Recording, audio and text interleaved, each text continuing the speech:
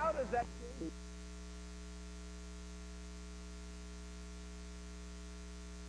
Casey Blake off of Derek Lee. Gold Glover, exactly. Amazing. So you got one out. Still. Punches out the pitcher, and here's for a call. Then you talk about the element of surprise. Again, even Joe Torre saying it surprised me too, but a great bunt by Furcal. Great play right there. You don't have to go ahead and score the run with swinging the bat. He has speed. Utilize that. Put a bunt right past Zambrano. Go ahead and score a run any way possible. Then he gets behind right here. 3-1 pitch, and you're thinking, and somebody called this.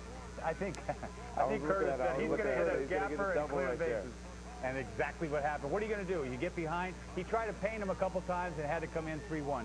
Russell Martin, who had gone deep in game one, the gapper there that unloads the bases. 3-run double. Meantime, Chad Billingsley, or Chadley, as Eck likes to refer to him, just to make things easy with the K there. Chadley's nasty, by the way. I haven't had a chance to see him. I haven't had a chance to see him pitch that much. How about Manny? You think Manny's nasty? Look at this. Oh, my God. That shows ridiculous. you exactly how smart Manny is. He goes ahead and strikes on the first two at-bats on 2 fastballs. Next one, he sends a fastball almost out of Wrigley Field. Another error by the Cubs, their 4th of the night. It was almost looked like I got a release. That was a tough hop. I caught it. Now all I can do is throw it to first base and then skip it over there. So that's the way it went. They led 9-1. It winds up 10-3. The bottom of the 9th was prolonged, but the final is 10-3, and the Cubs are down 2-0, and everybody wants to know what Lou Piniella might say, and we're going to find out right now. Lou, your team tonight, the pitching, the hitting, the defense, this isn't the team we've seen. You have I don't think you can win 97 ball games playing that way. That wasn't good baseball. In fact, the last 2 days, it's probably been the 2 worst games we played all year from walking and... A.J. Pierzynski, fly ball to center field, and this one's in the books for the Tampa Bay Rays, their first playoff game ever, and they win it at home at Tropicana Field. Evan Longoria, obviously one of the stars of the day for Tampa Bay, and a lot of folks are talking about that little dust up at the plate. Here's Mark Fine. Thanks, EJ. The first victory for the Tampa Bay Rays, obviously a memorable one for them and their fans, but this game may be remembered for something else, an incident between Grant Belfour and Orlando Cabrera in the 7th inning. I think both we got a little excited. You know what I mean? I don't blame him. I think he misunderstood, to me, he misunderstood Cabrera's actions. You know what I mean? When you had 40,000 people around your first, playoff games, I just take a lot of them, but I think he just overreacts a little bit. It's authentic. I mean, Grant is just that wound up when he pitches. He truly is. It's how he has to work. That's how he deals with the world when he's pitching. And I don't know what happened when he was growing up as a kid in Australia, but apparently there was some kind of influence there that has created this this Robosky kind of tendency. Cabrera kicked dirt at me after the first pitch. I was like, did that just happen? Then he was yelling at me like, throw it over the plate, or and cussing at me. So I was all right. So I went right at him and started saying some words, and I left it at that. He just fired me up to want to get him out. I was fortunate enough to strike him out right there, and just leave it at that. So. What happened after you struck him out? I told him to go sit down. That's all I did. I walked off. I said, go sit down. I just get the idea, Eck, that guy, he was like that kind of a guy. He said, go sit down, sir. Yeah. Go sit down, sir. You know what that does, though? Now you go into game 2, and you got Orlando Cabrera coming up to lead off the game tomorrow, and it's going to be boo. I mean, you get a little bit of this stuff. It just spices things up a hair.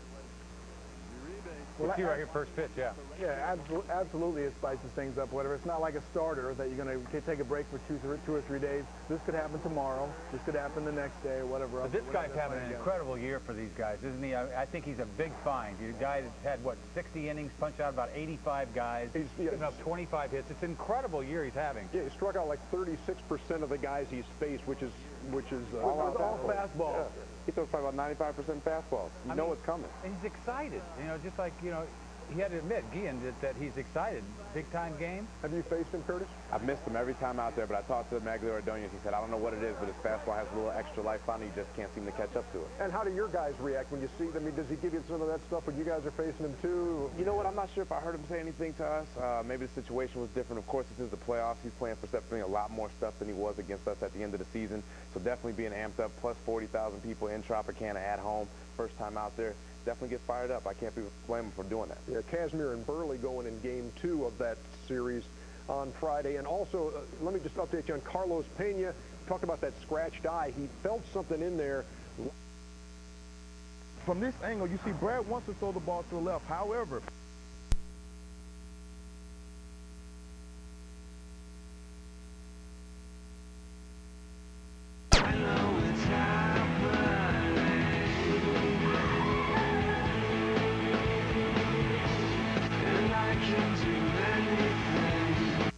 Next, the event of the year is here. All new... Announcing its Lexities everywhere this Friday. It's the American League Division Series. Exhibit A, K-Rod, Vladdy, and the Halos have a mission. 100 wins! Defeat the nation that knocked them out twice before. What a thing of beauty! Exhibit B, Poppy, Beck, Pedroia, and the rest of the Red Sox are looking to repeat. Angels, Red Sox. It's a series you'll have to see.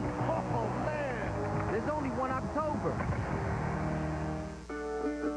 This is where the end of cancer begins. Stand up with all of us. Stand up. Evan Longoria hit a couple of home runs today, and here's a look at the first one. A fastball right down the middle. He went up there ready for this fastball and drives it out of the ballpark into... That's game 2, but looking ahead to game 3, Josh Beckett did throw 65 pitches or so today, 45 at full velocity. Pitching coach John Farrell says it's not my announcement to make, but he's ready to go for game 3. Meantime, game 2 of the White Sox-Rays series, that's where we start tomorrow at 5:30 when we hit the air. What kind of a day will Evan Longoria have? If it's anything like today, that should be something. Cal, earlier this evening, taking a look at the rookie's big day. Evan Longoria hit a couple of home runs today, and here's a look at the first one. A fastball right down the middle. He went up there ready for this fastball and drives it out of the ballpark into left center field. Now again, a fastball looks pretty flat. Straight right here, about 90 miles an hour. That was his plan. He went up there looking for a first pitch fastball, got it, and hit a home run. Now the second at bat, he wasn't sure what he was going to get. You know, did I get inside his head? Did I not get inside his head? So he throws a breaking ball, and obviously he's taking this breaking ball. This breaking ball is coming over the outside part. It's not a bad breaking ball. So he takes it and goes, okay, now he's going to try to get me out with that breaking ball. So now, here's the very next pitch, and here comes the breaking ball right here. Starts a little higher. He waits on it, hesitates just a little bit, and then drives it out of the ballpark. Now, this next one right here, this breaking ball starts up in this area right here. As you can see, the arc is a little bit higher. This is more of a hanging breaking ball.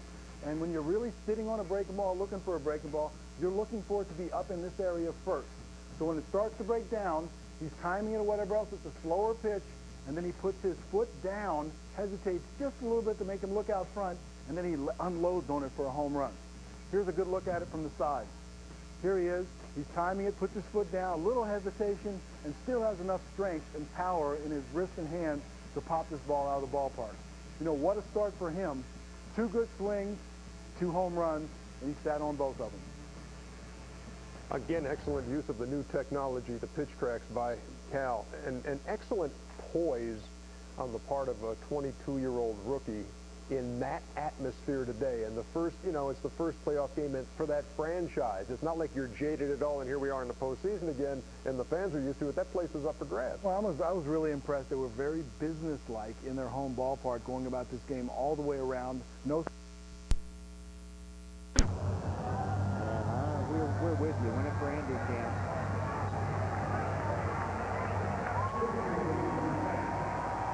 Sox pack for Sox. No, take that. 1 out, 1 in. And here's Alexis.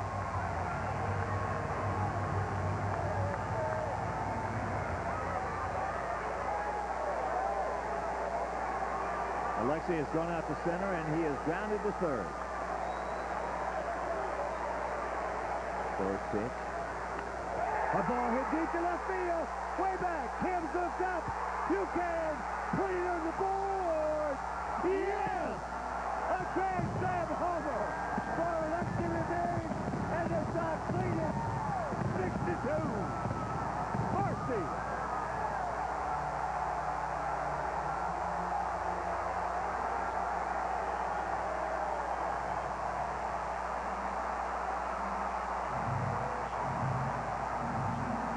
And Alexi Ramirez with a new rookie record, four grand slams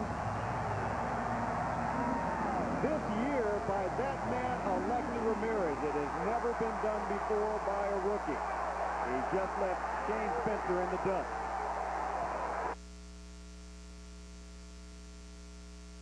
Over against Cleveland, and there's a base hit, poked out into left field.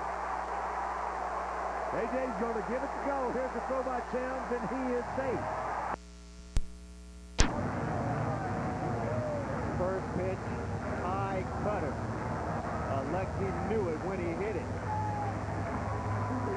Young man has been 0 for his previous 13. And he steps up as he has so many times this year and picks up his teammate. Here's one Uribe.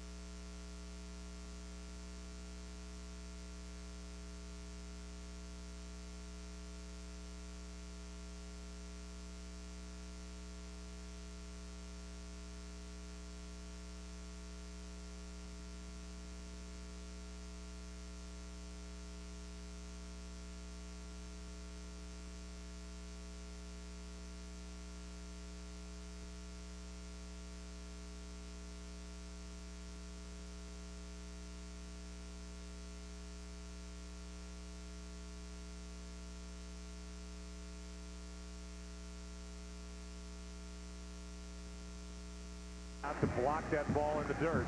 He is tested every time he has to catch.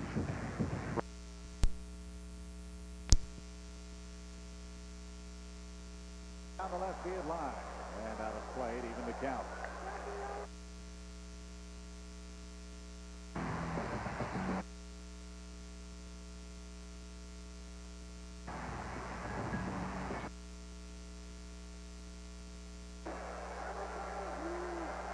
One ball, one strike, 2 on, 1 out. Hard hit ball. Longoria spears. There's one. There's two. There's the double play that the Rays desperately needed.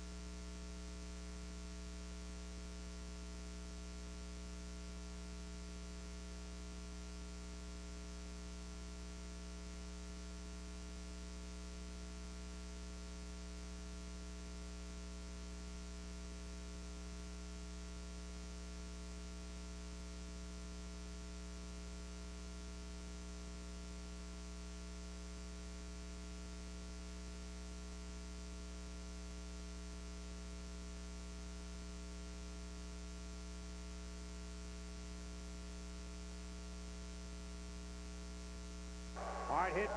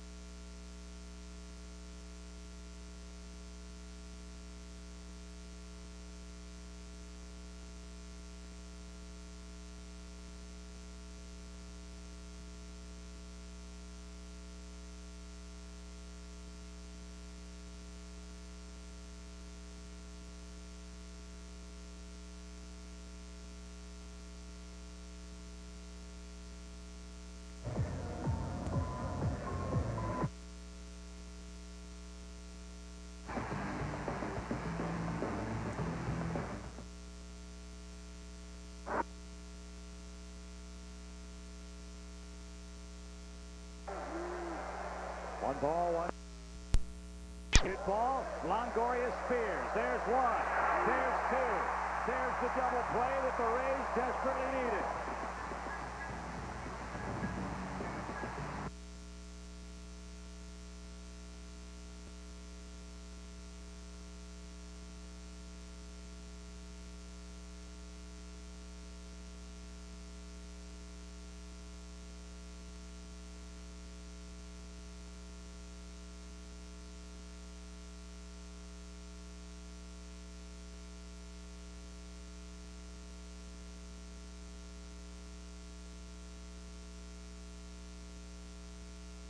Thinking.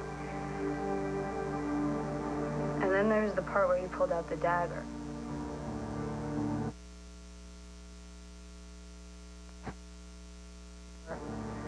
And he started flashing it.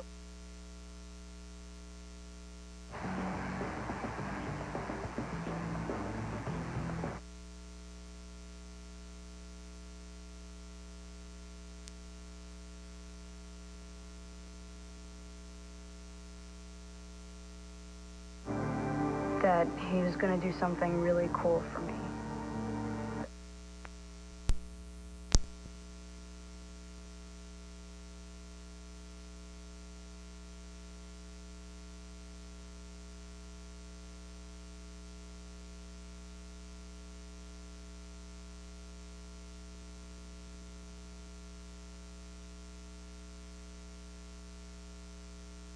To be able to throw a strike, this ball not even close.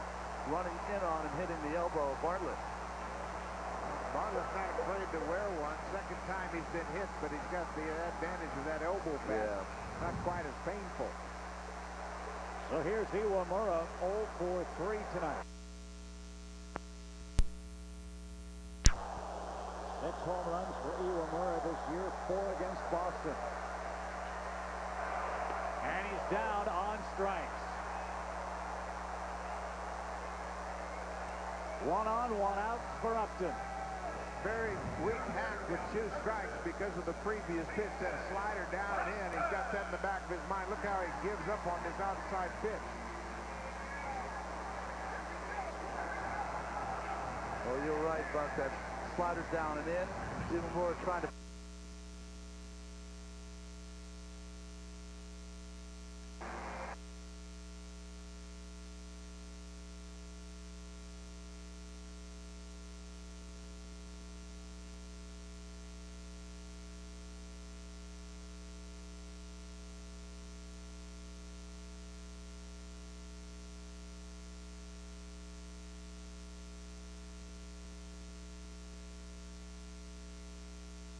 Slider down and in. Iwamura trying to protect the plate and add it on a little with Masterson.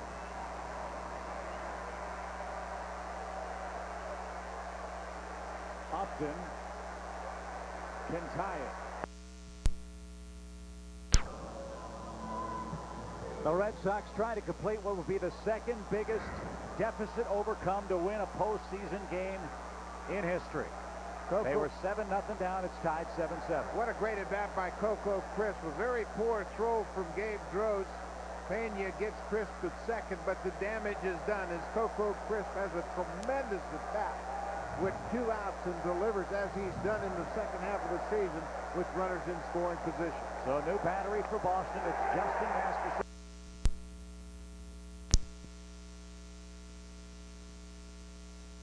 Inning of play.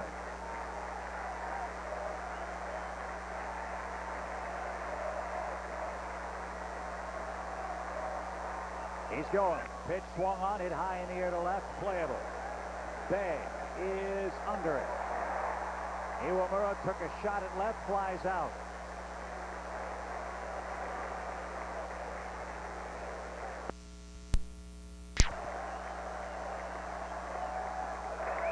Double play ball. 4, 6, 3.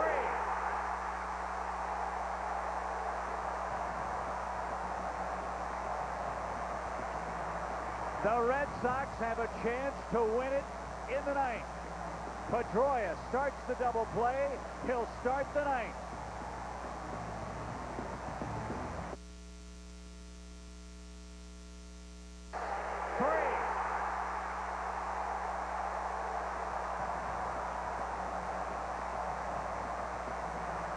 The Red Sox have a chance to...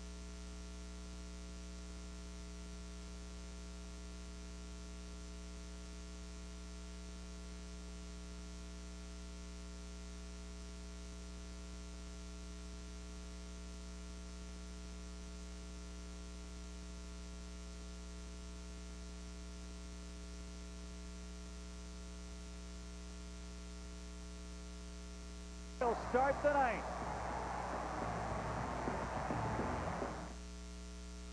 I love Frank.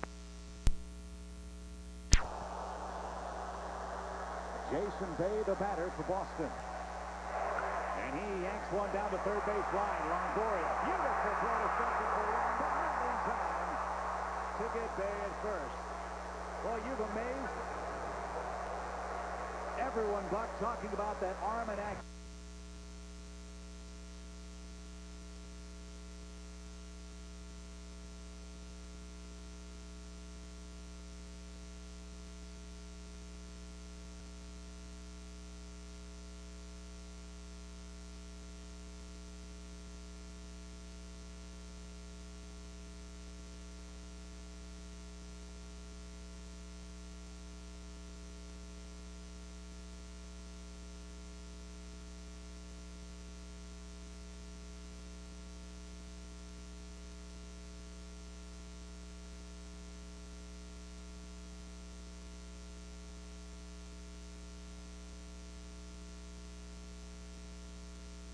Bay, who runs well.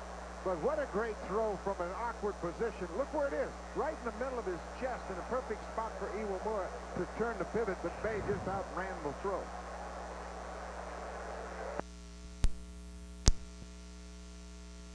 Package for you from the top of the first inning.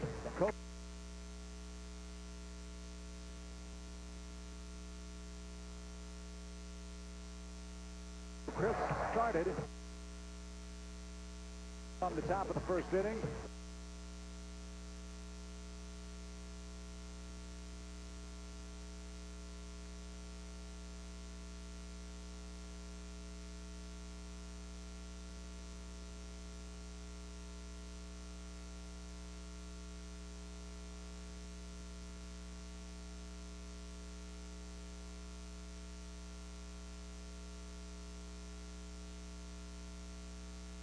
Started, bunted, reached safely. That's Think about taking a plea.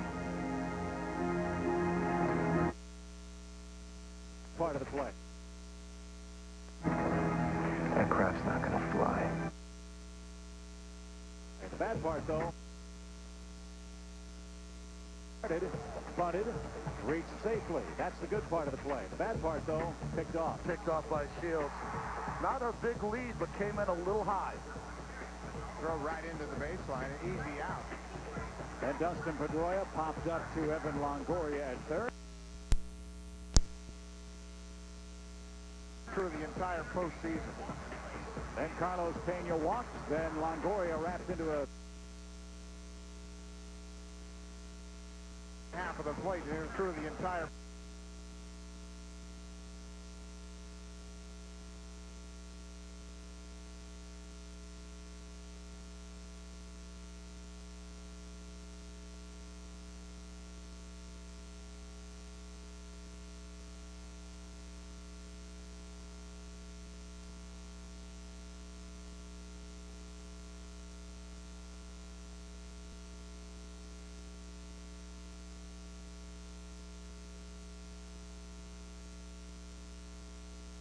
Then Longoria wraps into a double play to end the bottom half.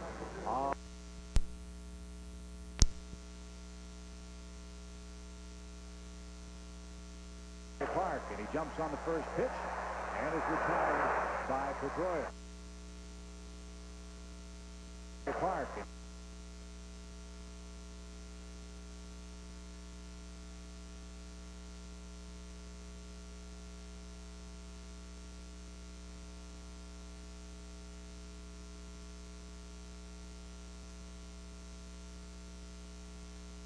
By Pedroia.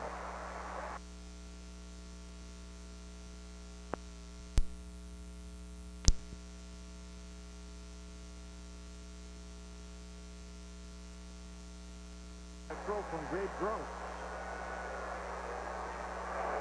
So now Euclid is up and down a strike. And he homered leading off the second inning. Remember, he started 0 for 17 against Shields, but went 2 for 3 against him in game 1. And with that second inning homer, 3 for his last 4. Ground ball towards short. That'll get a run in, and the Boston Red Sox lead 2-1. Just the second time the Red Sox have led in the last 36 innings of this ALCS. Time to put a glove on that ball.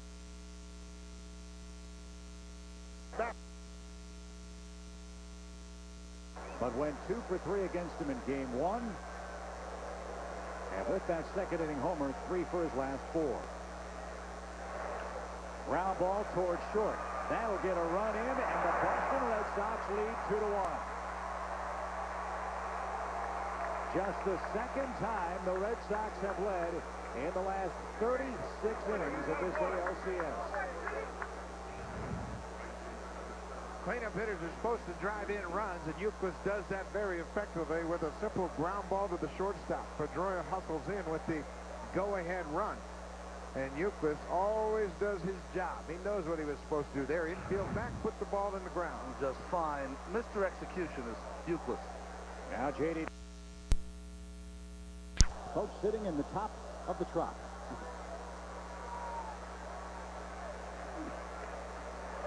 And Bartlett, I believe, hit by that pitch. Indeed he was. On an 0-2 count, Beckett clumps Bartlett.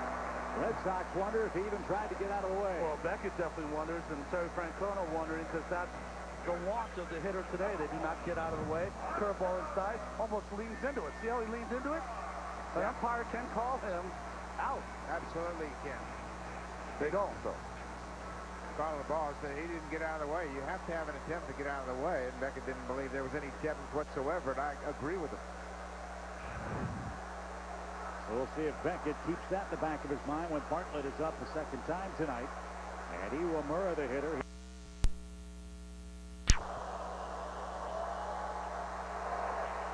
And handcuffed him. Tomorrow, 2-2. Veritek bounces to Pena. Handcuffed him.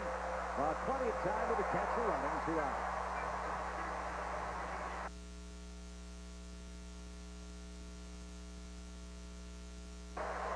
Veritek.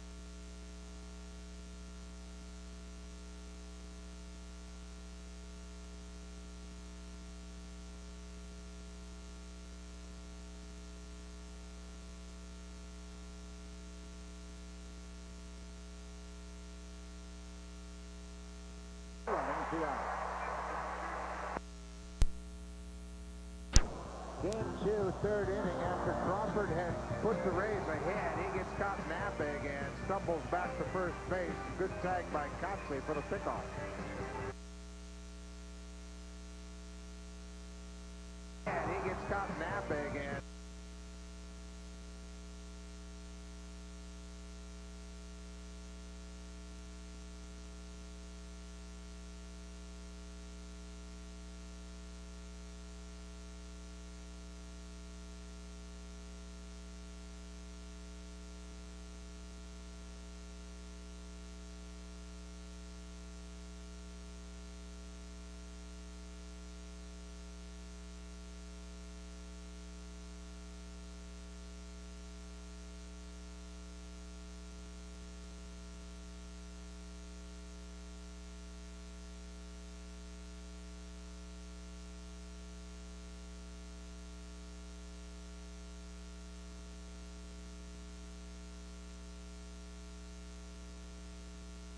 Good tag by Kotze for the pickoff.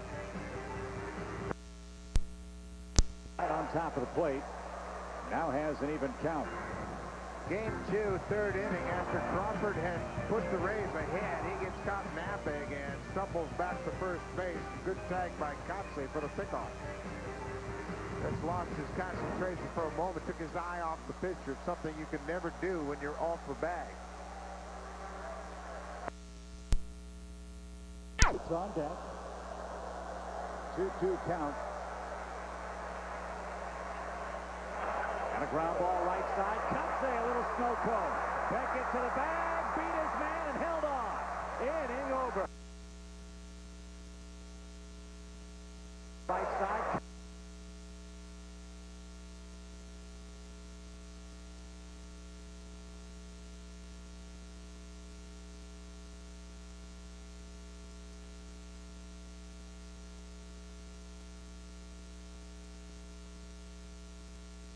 Kotze fed Josh Beckett, and the Rays are retired in the fourth. A bang-bang play at first. We go to the fifth. Red Sox still leading.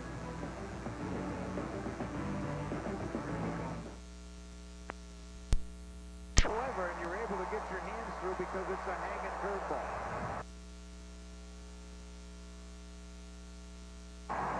Jason Bartlett had one home run all year. He just tied the game. Gets another hanging breaking ball, and he has seen it before in this at-bat, and he liked this one. He was able to keep it fair just inside the left field foul pole and deep into the seats. No stride whatsoever, and you're able to get your hands through because it's a hanging curveball. So how big is the...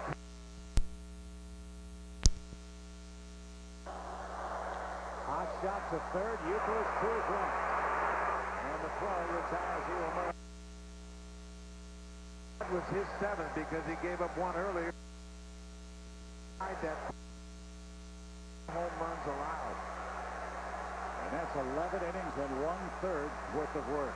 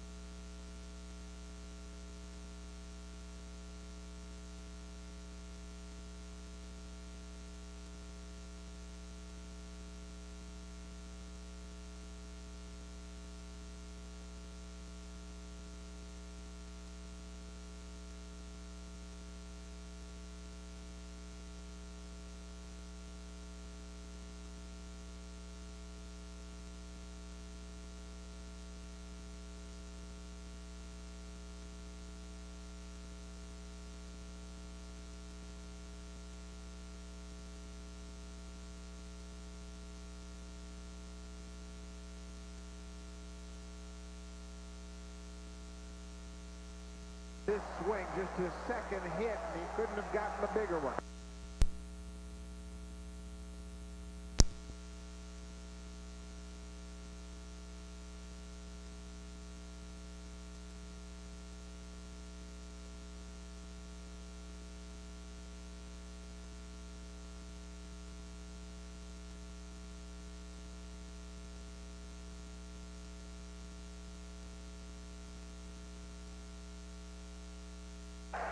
There's the bunt. Back to the mound. Garza's got it. Fires a fastball to get through. To be honest,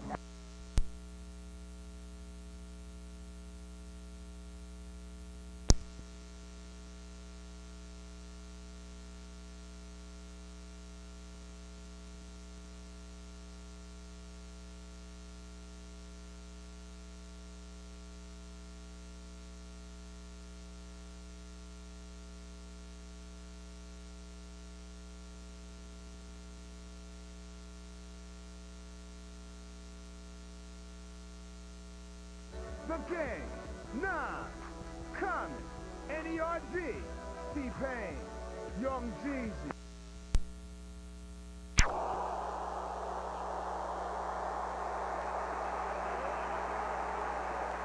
Pretty interesting when your game plan is to shut down the littlest guy on the field. But that's what they have to do if they're going to win this game. And Dustin Pedroia gets the Red Sox off and running with a bullet into the seats. His third home run of this ALCS. And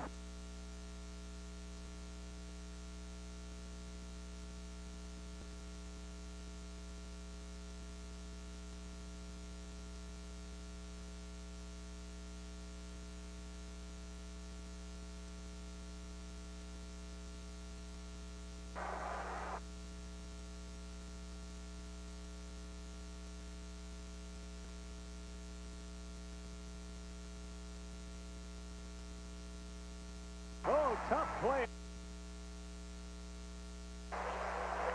Fly ball, right field line. Baldelli on the run. Basket catch. Ortiz.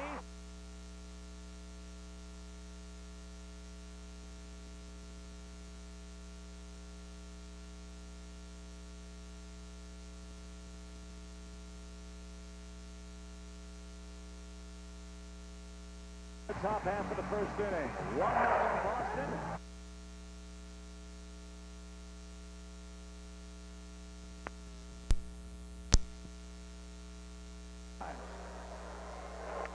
And that one up the middle. Bartlett behind the bag. Off balance throw and a beauty.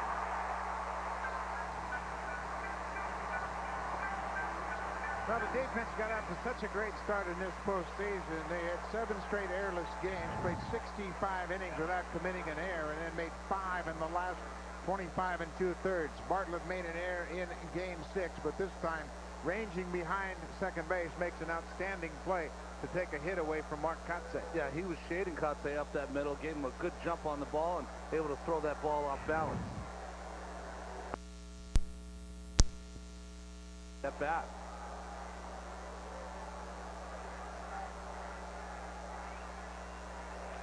Ground ball to short. Cora gives ground. Long throw. Gets Longoria for the first out. 4 up, 4 down for left.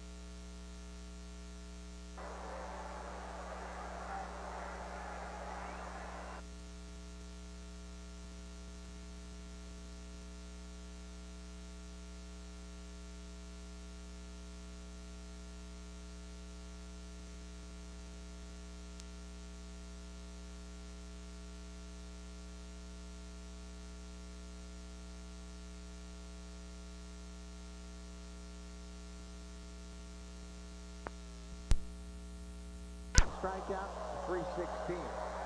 The bigger they are, the harder they fall. And he got popped. Garza hits Pedroia. And with 2 strikes, he won't even rub the spot. He stands at first with David Ortiz coming up. He won't give the pitcher the satisfaction of acknowledging that it hurts. Well, we've definitely seen this has been a game plan by Garza so far. He is going to pitch inside, hits him right on the outside of the elbow. Once that ball starts running in, it starts to track you. You have no chance. In the old days, when you hit a hitter like that, if there's a ground ball and a play up the middle, you're going to see a hard slide into.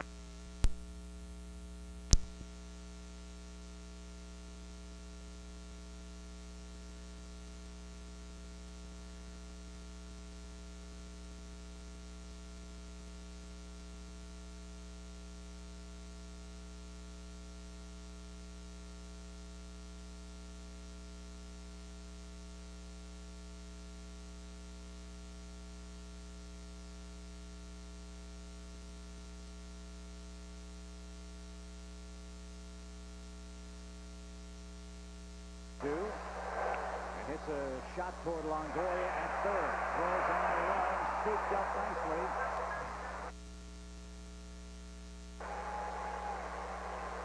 Euclid paddles back to even the count at 2-2. And hits a shot toward Longoria at third. Throws on the run, scooped up nicely. 4 out number 1. This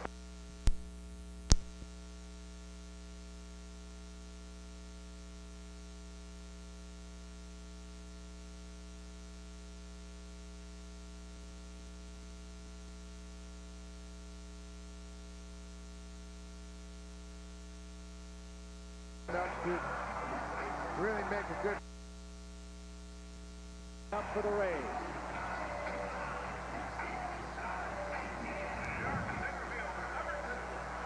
Fastball away, and he stays on it, not quite down enough to really.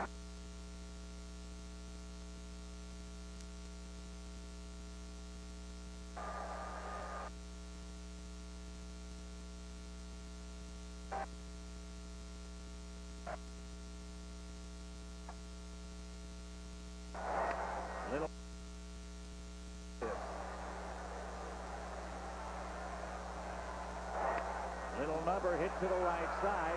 Pedroia stumbles, throws to second, and got his man for the second out.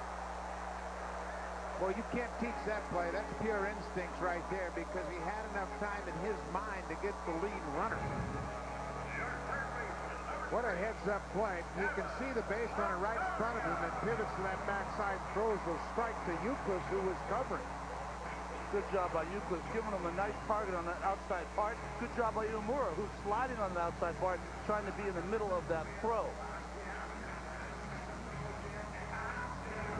That's all about your preparation before the pitch is thrown, thinking if I get a ball in the base path, I can get even more because I can tell where he is. He's right in front of me.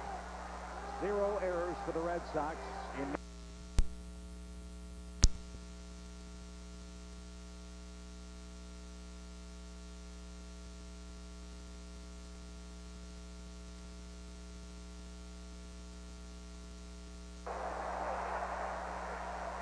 Well, he's got that curveball working. When he does get behind a hitter, especially Upton or Longoria, he chose to go with the 2-1 curveball. Well, I think it was Veritek's plan to get it into the mix early on. He used it in the first inning, so he knew that he might have to do something different with Lester's night after the Rays hit him so hard in Game 3. Deuce is wild, 2-2. Line down the right field line. Will it stay fair? It will. Pena around second, on his way to third. They're going to wave him. Here comes the relay from Pedroia. Up the line, and not in time. We're tied.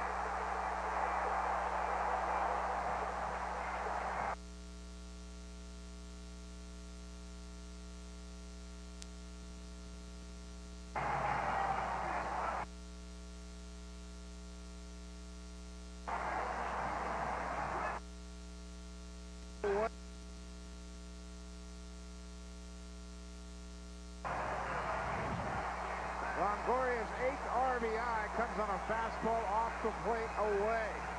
The defense is playing him to pull. That's all he's done in this series. He hits it down into the corner. Watch the relay here. It's perfectly executed. Drew to Pedroia. Look how quickly Pedroia unloads.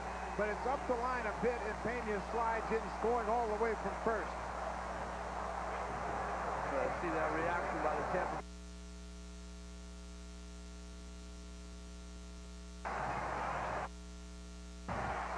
Longoria's 8th RBI comes on a fastball off the plate away. The defense is playing him to pull. That's all he's done in this series. He hits it down into the corner. Watch the relay here. It's perfectly executed. Drew to Pedroia. Look how quickly Pedroia unloads. But it's up the line a bit, and Pena slides in, scoring. That's the John Lester formula in this postseason, too, and it served Garza well here in Game 7.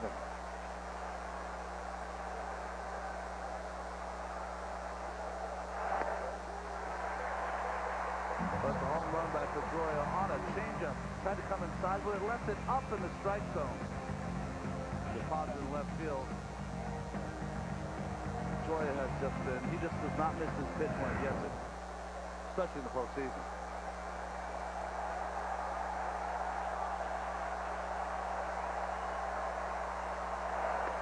Since Garza's taken the cotton out of his ears, he hasn't given up a hit. Well, it's interesting, too. You see the first 3 batters, a home run and a walk. The last 16, he's only hit a batter, struck out 7. But had that home run happened early in the year, he might have imploded and been done for the rest of the night. He's a different Matt Garza. Well, we talked to Navarro before the game about Garza and his demeanor on the mound. He said there was a very clear telltale sign They would tell you whether he's got his ace up or he feels he's in trouble. Yeah, and that's a red flag for Navarro, was that Garza started working too quickly, as if he were rushed. We haven't seen any of that tonight.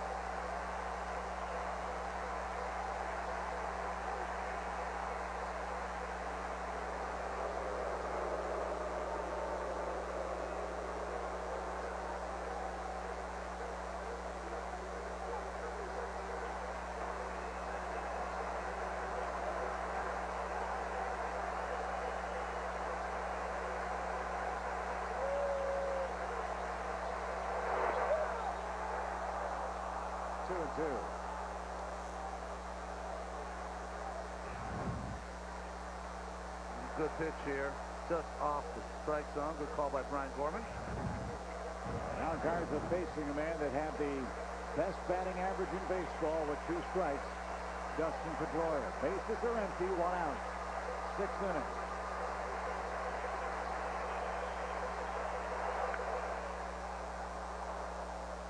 And just foul. See, most hitters try to stay back on the ball. He more lunges at it. Yeah, he almost goes to meet it halfway. He can't wait long enough. Well, that's why he's such a good fastball hitter.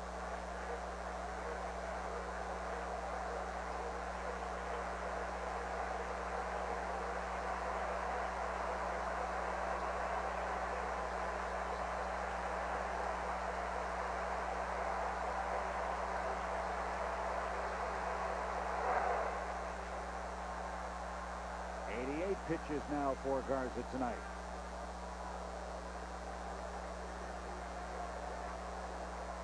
One, 2, and 3 in Terry Francona's lineup up in this 6th. Ortiz waits on deck.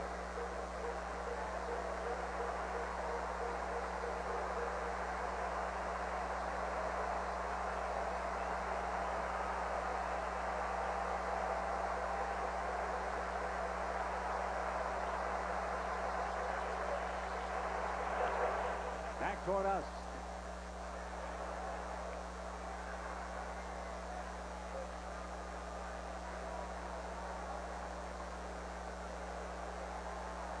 Garza and Navarro really seem to be on the very same page on every pitch, and that really frees a pitcher's mind up when he doesn't have to think about setting up a hitter or theory. He only thinks about execution of the pitch. Start to get in a beautiful tempo and rhythm.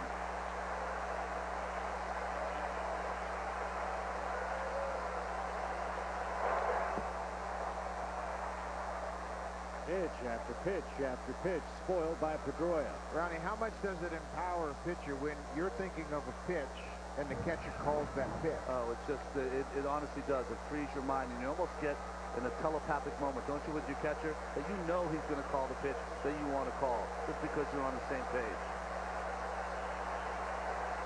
9th pitch of this sequence is outside, full count.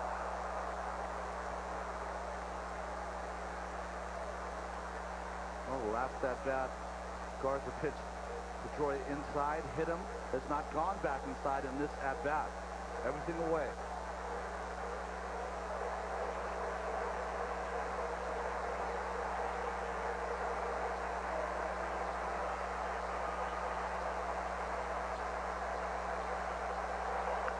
Popped up.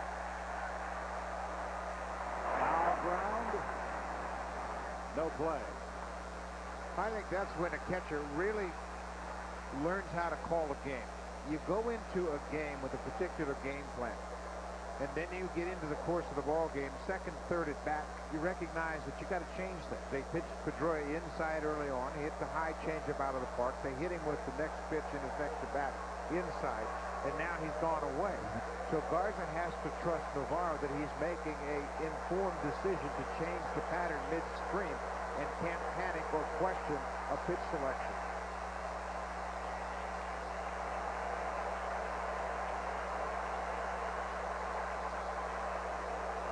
And again, Pedroia will put the brakes on Matt Garza.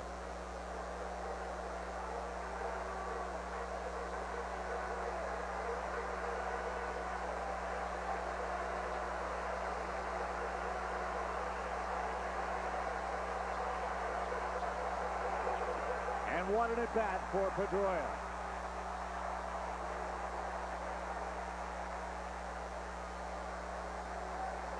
Talk about collateral damage by an offense in a game in which they have just one hit. The at-bat by Varitek and the at-bat by Pedroia. 20 pitches by those two men in a one-run game. And it's almost like Garza and Navarro lost their patience, because at 3-2 with a one-run lead, you might want to really challenge Pedroia there. Throw a fastball, keep it away, because you have this threat. If you do throw the curveball, he does not swing at it. From Tampa Bay.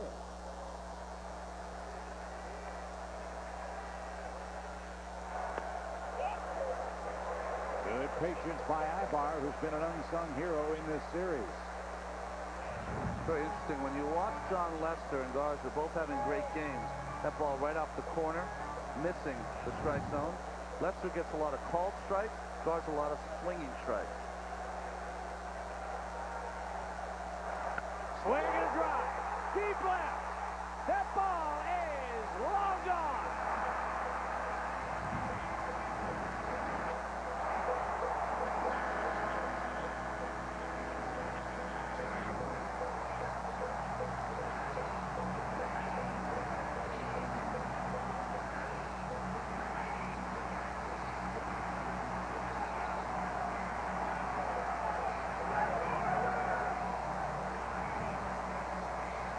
Second home run for Willie Ibar in the division in its championship series.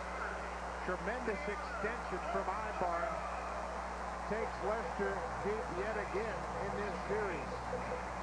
Tampa Bay has lived with the home run.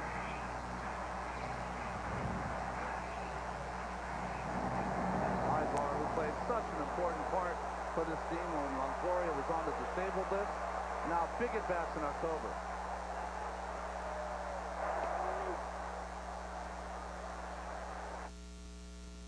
Absolutely do not.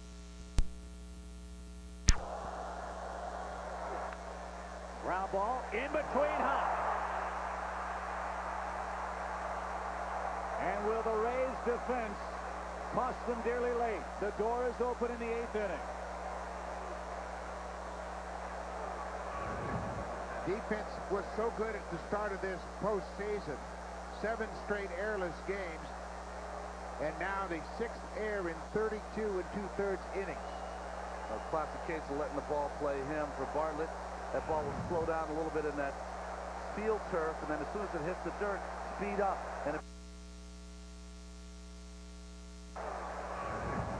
Defense was so good at the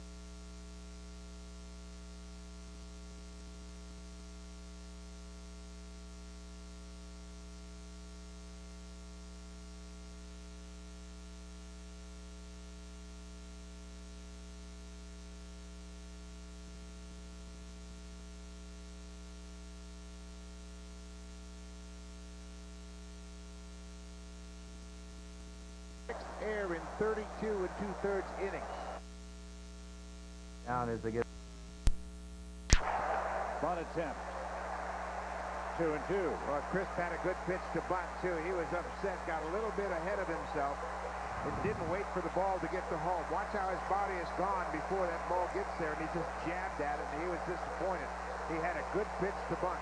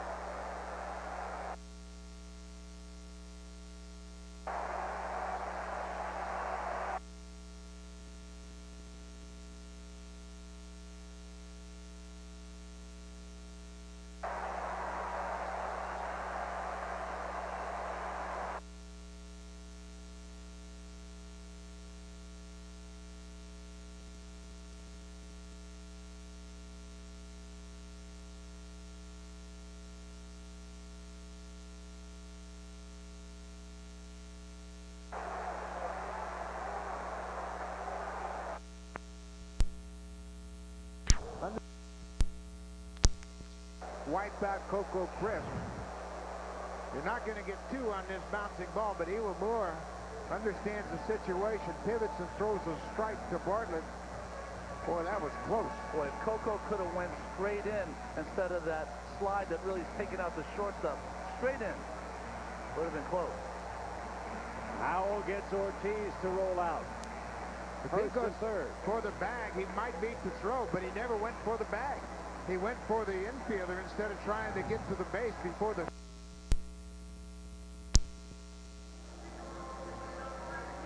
How close was this play at second base that forced Coco Crisp? Watch the slide of Crisp as he goes to the feet of Bartlett instead of going for the bag. He is past the bag right there. Bartlett clearly has him out. The umpire, Brian Honora, has great position to make the call. But had he gone... Are the contenders... And a roller hit up the middle. Pedroia has to unload quickly, and he does. Good play, one out. So how about that Rays bullpen? A bunt attempt. Boston needs base runners.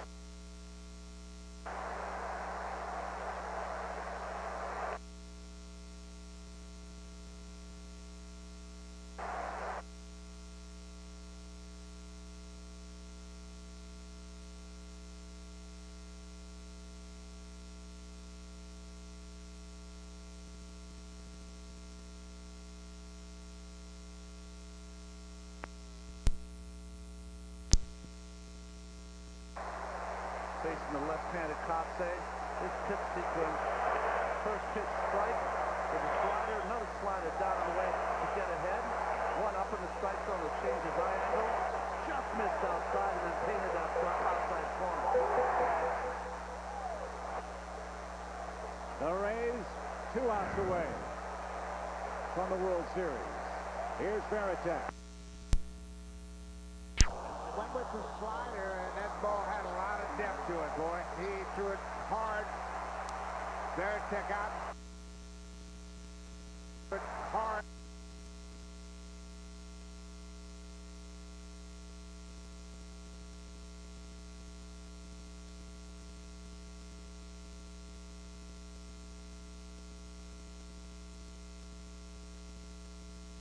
Clark swings over the top of it.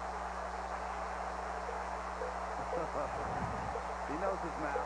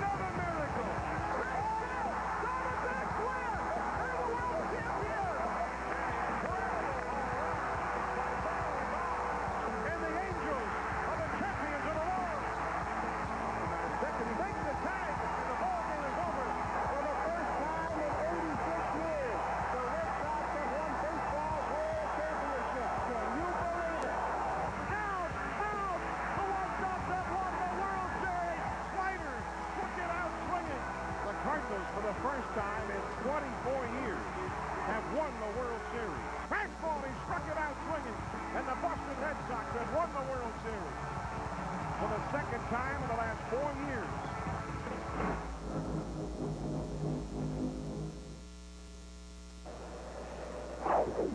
You could watch that about 100 times over. And now it's guys like Upton and Longoria and Price. The youth movement. Philadelphia's got some young players as well, and it has been served already in this series.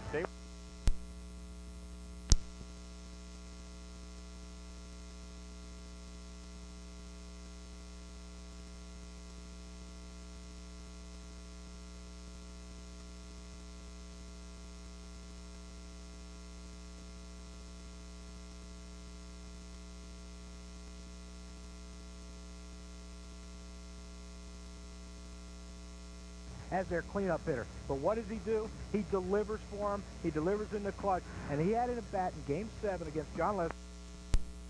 Long time. So great range in the outfield. Carl Crawford out there with Upton out there as well. And, not as strong in right field. But I think infield defense, the Rays have been better over the course of the season. Now, they had a few gaps during the League Championship Series. They didn't make some plays. But I think one of the biggest issues for the Philadelphia Phillies is the right side of their infield. Ryan Howard and Chase Utley, they can make some errors, and I think they're going to be challenged with this infield turf coming into play in this series. So I give the Rays a fairly significant advantage. They're also better at shutting down the running game, which in this series will be important because both these teams like to run. So I give the Rays the advantage with the team defense. You mentioned running, though. That obviously is part of an offensive scheme, too. And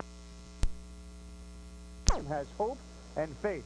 Well, since 1999, half the teams in baseball have gotten to the promised land. Which one crosses the line first? For all the guys on baseball tonight, I'm Carl Ravitch. We leave you with some images from '08.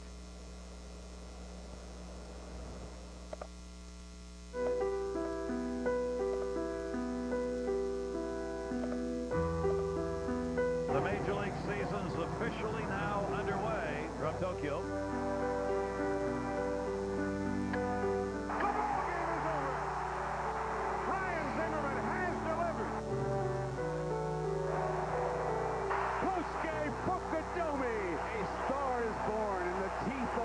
Michigan wins.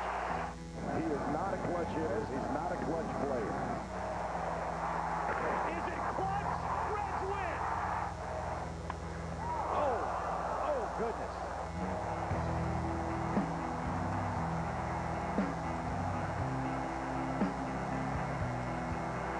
Leach makes the play.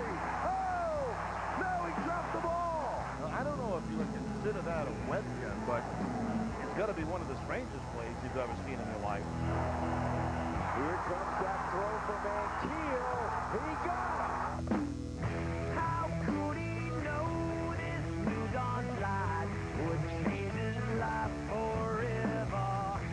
Set sail to sea, but pulled off course by the light of golden thread. This one is toward the moon. Either one. Oh, it's tattooed. With his tail is dreaming. Been afraid, always afraid of the things he's feeling. He could just be gone. He would just be alone. You just be alone. We just want to take this moment to salute you, the greatest fans in the world. How can I be At the wall, and he made a catch and hung on. where to go? Search for seas of gold. How come it's got so cold? How can I? Are you kidding me? The best of the year. Size relive. And how can I blame you when it's me I can't forgive?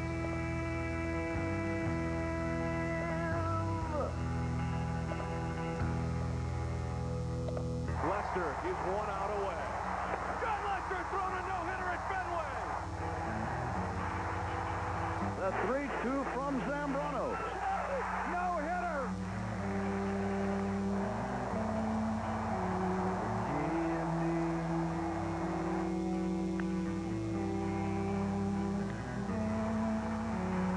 Give me now.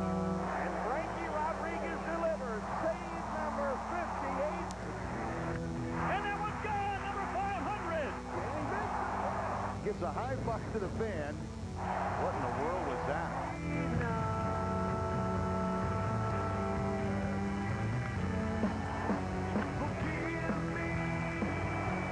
Game-winning grand slam! Get out of here! Long ball! Give me! What can I forget?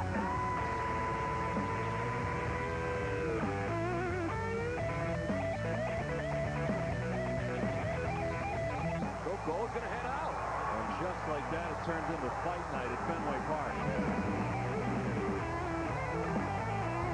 Can't feel sorry for ourselves. Got to buckle it up and get after it.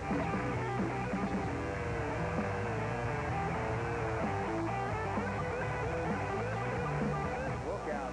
Whoa, hey now. This will get something started. Pulling a little something out of the Billy Martin handball. Sheffield said bring it on. Carmona met the challenge.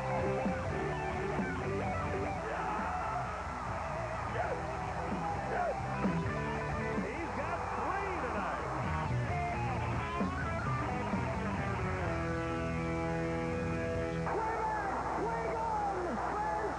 The Phillies are the National League Eastern Division champions. The Brewers take the lead. The Brewers win. The Mets' year ends in abject disappointment. The Brewers are going to the playoffs.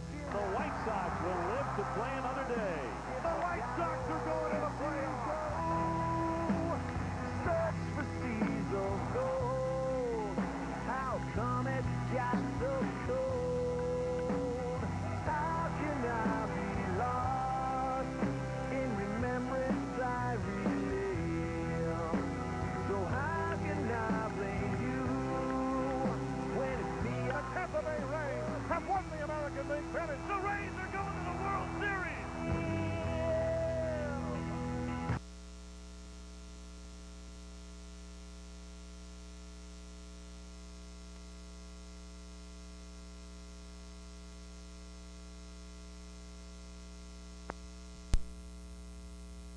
Two nights ago in Game 4, drove in 5 runs.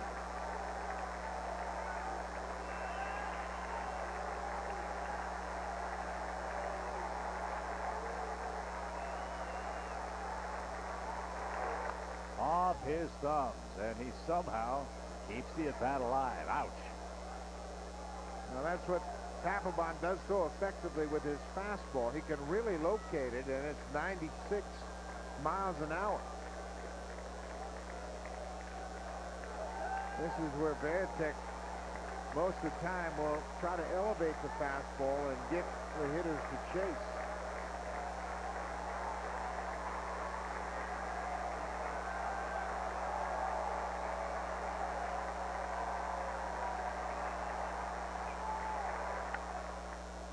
The battle continues here in the 8th.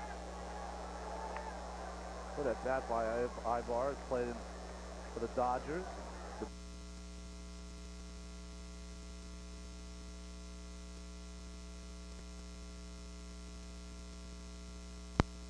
Ibar began his career as a shortstop with the Dodgers organization. One of his childhood friends, Miguel Tejada, who grew up in Bani of the Dominican Republic.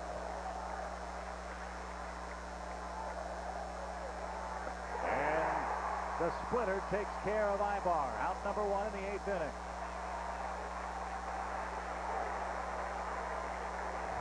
Well, what a weapon to have to be able to throw 96, 97 miles an hour on the black and then come with a split finger. Has the same kind of action coming to the plate and then kind of just slows down and takes the right. A weapon to have to be able to throw 96.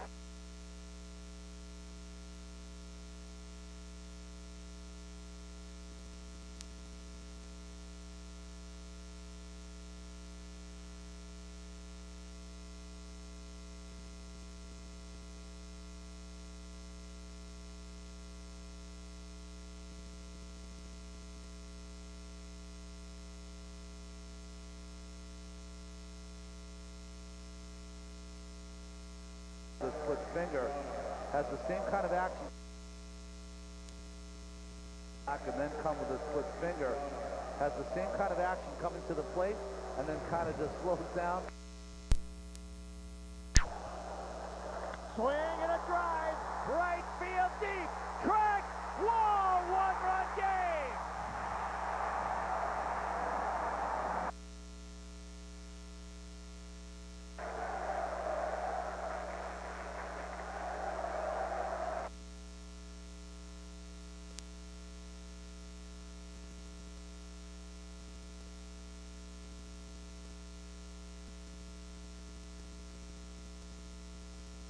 Drive. Right field deep. Track. Whoa! One-run game.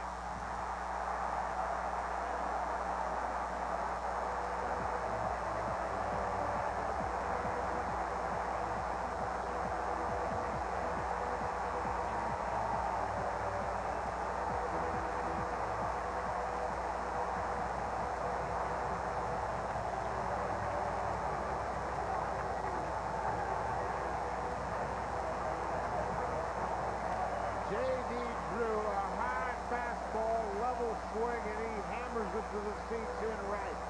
He hit the big home run against the Angels off Francisco Rodriguez to make the Red Sox a winner in Game 2, and he has got them within a run here with this two-run shot.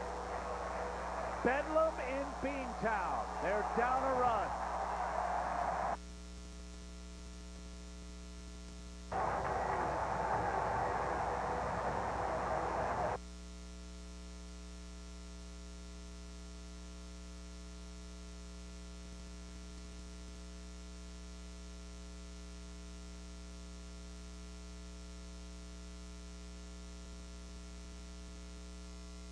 Fastball, level swing, and he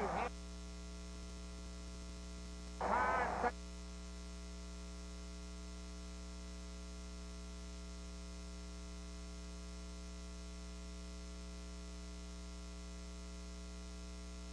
To the seats in right.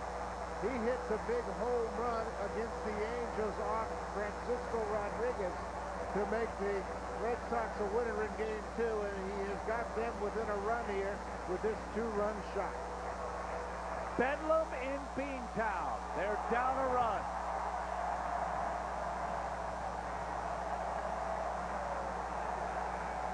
And tea time is indeed now for the Red Sox. 2 in, nobody out. Boston has to win to stay alive. They trailed this game 7-0. They have scored 6 unanswered runs.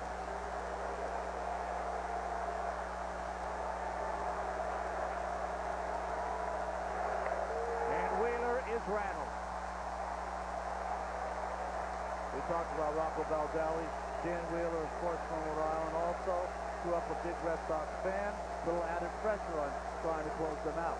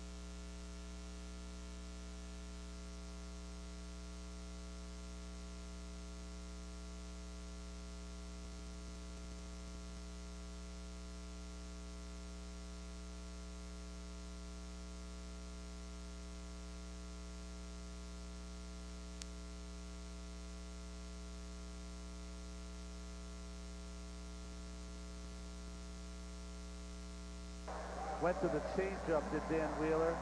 After 2 away.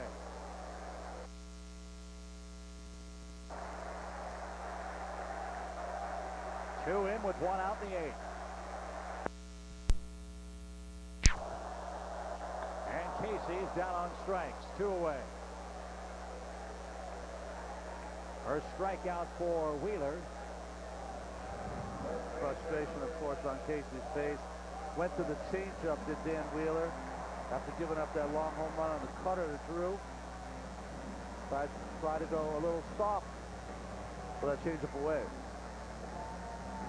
So it's up to Kotsay to keep this inning alive. Kotsay 1 for 3.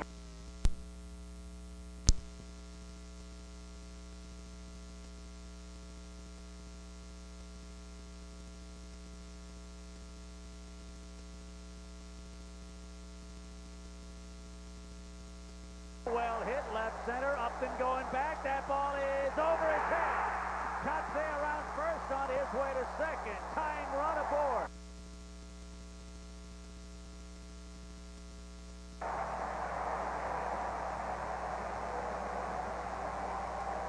Two hits tonight for Mark Kotsay, and that's a big one right there. Gets him into scoring position. And watch how this ball slices away from B.J. Upton up the left-handed hitting Mark Kotsay. That ball slices over his glove. He's got great speed, but Kotsay drills it low, below the wind, and it's able to get over Upton's glove. Got a piece of it, but couldn't make the catch.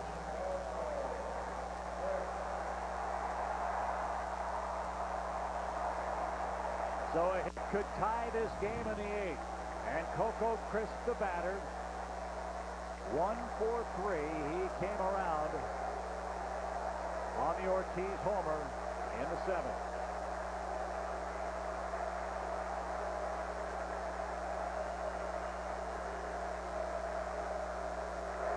Lay outside, ball 1.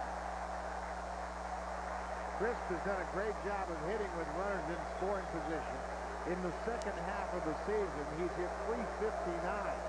Arms in the outfield. Crawford average, but charges well. Tremendous arm in center and a very good arm in right field. Kotsay getting a gigantic lead at second. A strike at the knees evens the count. Makes the catch.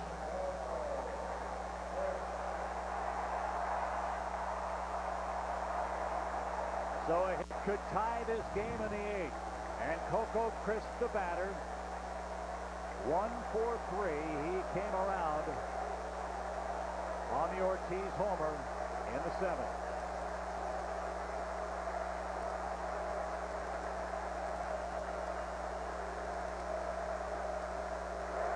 Lay outside, ball 1.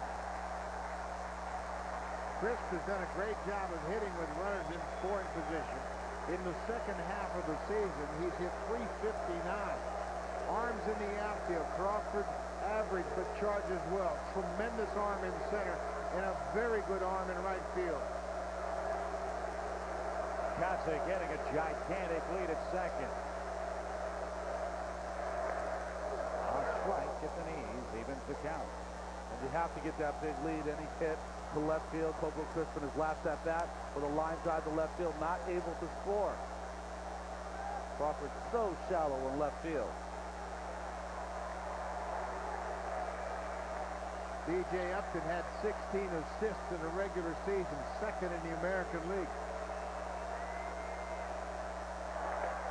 A little low. He also had 7 errors, though. Did Upton in the outfield. And Wheeler, 26 pitches in relief.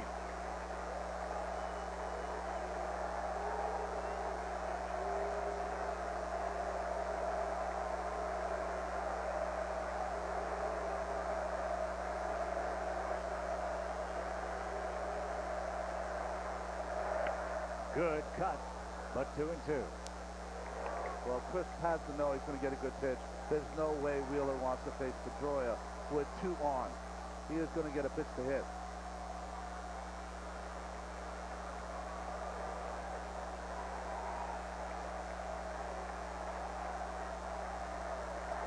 Pedroia got the scoring started. 2 out, 2 strike hit to drive home the first run for the Red Sox.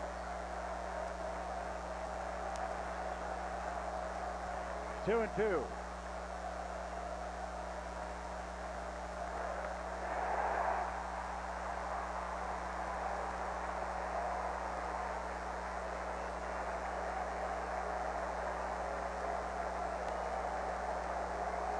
2 short innings ago, this one looked like a foregone conclusion. But the Red Sox never know how to say die in the ALCS, and not in this house.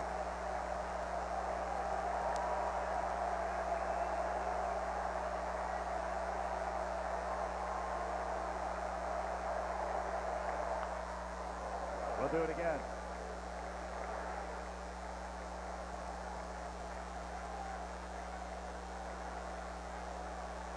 Boston was down 3 games to 1 in last year's ALCS to the Indians. They came back, won it, and won the series. This would be the comeback of all comebacks.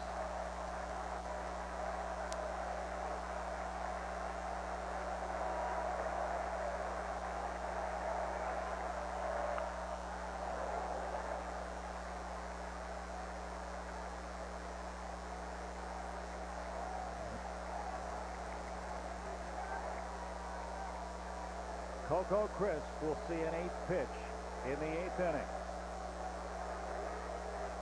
To me, that always favors the hitter. You're gaining more confidence by wasting those borderline pitches.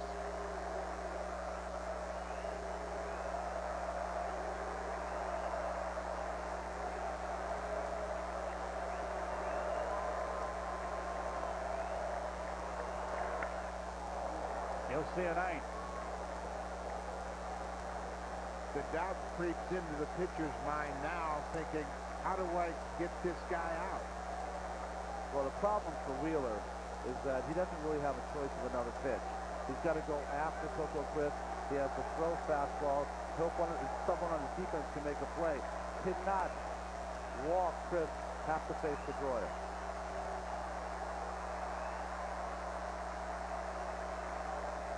A tying run at second base in the form of Mark Kotsay. A 9-pitch at bat working for Coco Crisp. In a 1-run must-win game for Boston.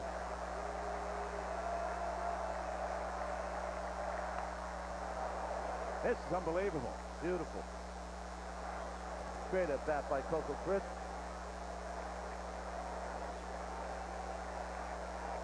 Not trying to do too much. Short stroke.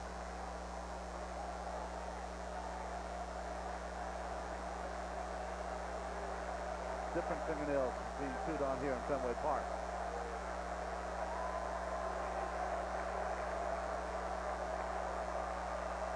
The gap in right center for Crisp.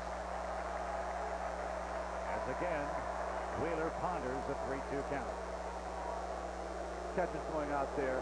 Kotsay, veteran player on second base now has seen, what, 10 pitches, 11 pitches?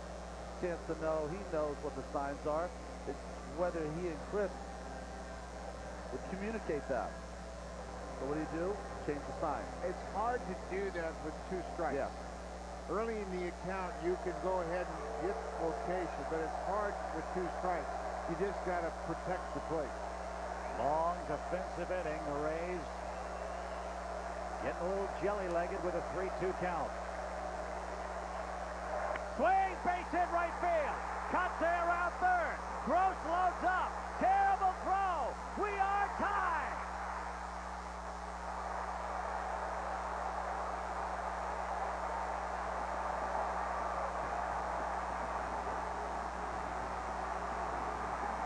The battle of wills won by Coco Crisp. Kotsay scores before the 3rd out, and the Red Sox have life in the 8th inning. We're tied 7-7. We go to the 9th.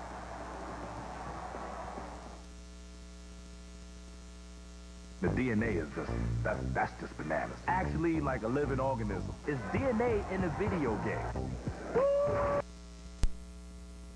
Scored. Now young Justin Masterson allows a hit and falls behind the Rays leadoff man in a tie game, 9th inning of play.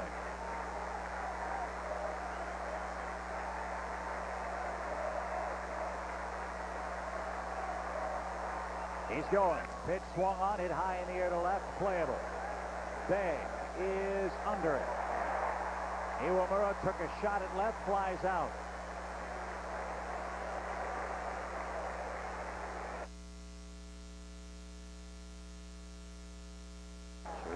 and a strike. Manny Del Carmen, the youngster, came in the 7th, walked the 2 men he faced in that inning. Both of them scored. Now young Justin Masterson allows a hit and falls behind the Rays leadoff man in a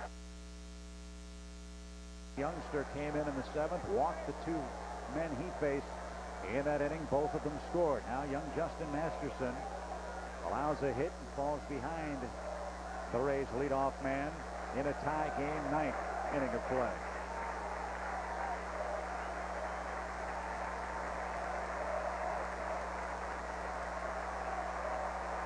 He's going. Pitch swung on, hit high in the air to left, playable. Bay is under it. Iwamura took a shot at left, flies out.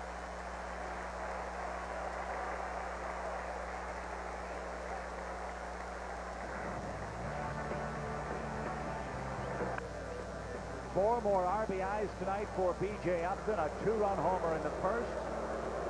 And then the huge 7th inning double off Papelbon that chased home Bartlett and Iwamura for the 6th and 7th runs for the Rays. He gets a fastball right down the pipe, a little bit up, and Jimmy Rollins batted only 118 coming into this game. Puts the Phils on top. Phillies wanted to make Chad Billingsley bring the ball up.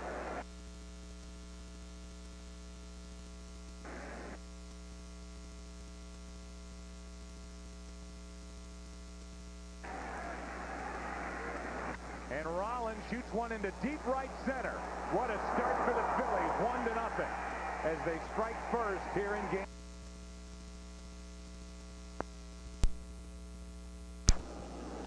Hard hit. Loney steps, throws. They need a tag. Double play. Worth going into Furcal. Furcal coming out limping on, it looked like his left ankle. A hard slide by Worth.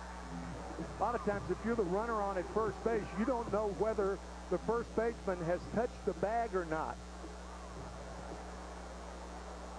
I think if Worth had left his one leg straight, then he's safe. But both legs curled, and that allowed Furcal to make the tag before he got to it.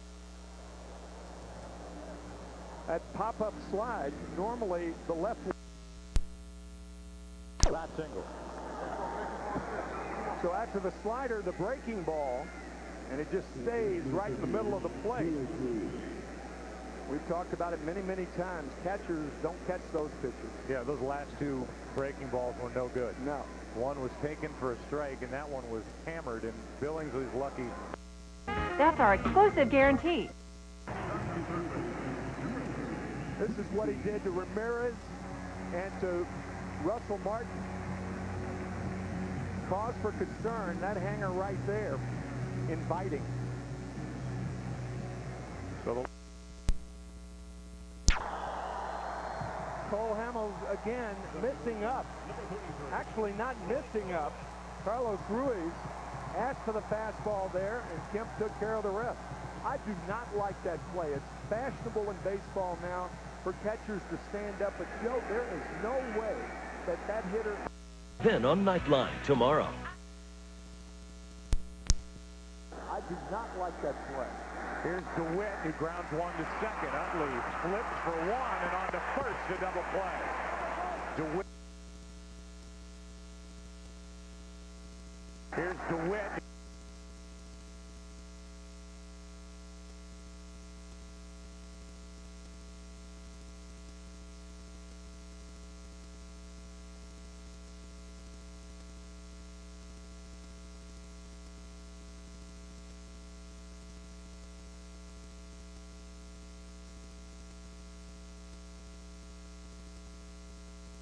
Numbers. Starting pitcher that either team probably has to offer. There goes Rollins. Pitch a strike. Throw down. Safe as he got around the tag. To offer. There goes Rollins.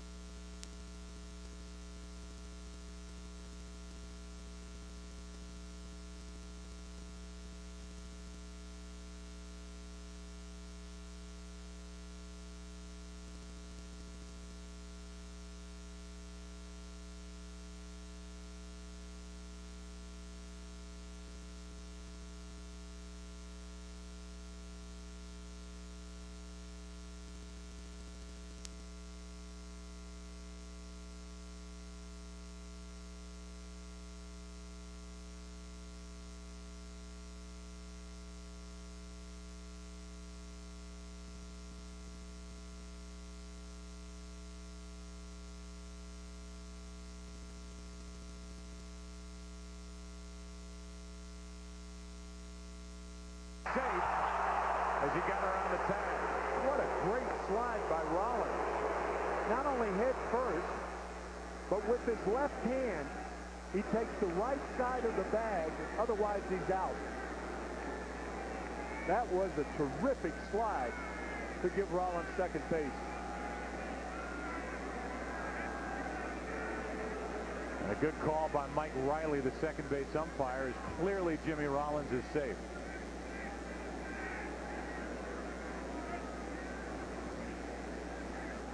So now Billingsley has Jimmy Rollins at second, only one. Good block by Russell Martin. This game is featuring two of the best catchers in the National League in blocking balls.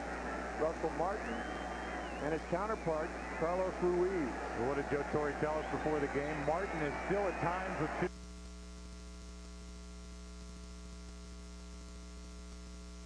Blocking balls. Russell Martin and his counterpart, Carlos Ruiz. So what did Joe Torre tell us before the game? Martin is still at times with two strikes, trying to catch the ball in the dirt instead of trying to block it. Yeah, and they have talked about it. Thanks to both of you. The latest results from our tracking poll. Inching closer to the World Series. Ryan Howard. Inching closer to the World Series. Ryan Howard hit a bad pitch. That pitch, as far as the location is concerned, wasn't that bad, but Russell Martin was setting up in for Joe Madden and the Rays. There's that tailing pitch. And Rollins is back on the list of big league hitters who have seen it and not done anything with it. Unusual for Joe Madden.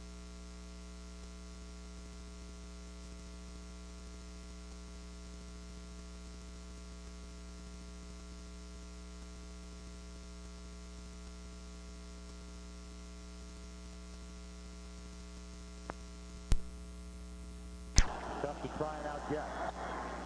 To the hole, and it's literally kicked by Furcal. Coming to the plate, Utley. He's safe. The ball gets away, and the runners will end up at second and third. From what...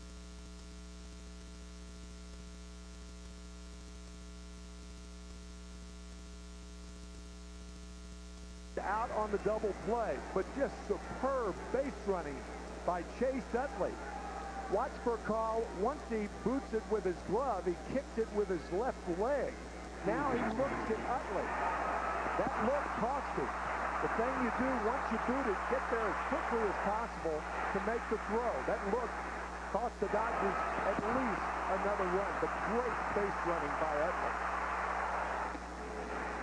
And now Howard takes third on the ball that got away from Russell Martin. First base is open as Burrell went down to second. It's an error, straight error on Rafael Furcal. Well, that makes sense. This is the first error, kicking it with his left foot. Still one error. But now looking at Utley, and then when he came home, he threw past Russell Martin. She's grounded.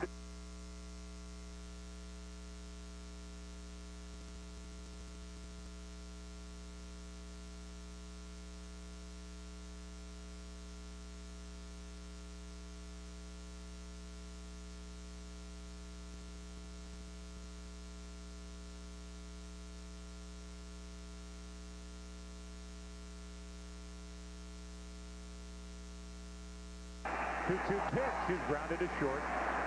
Furcal throws low and another run. Another error.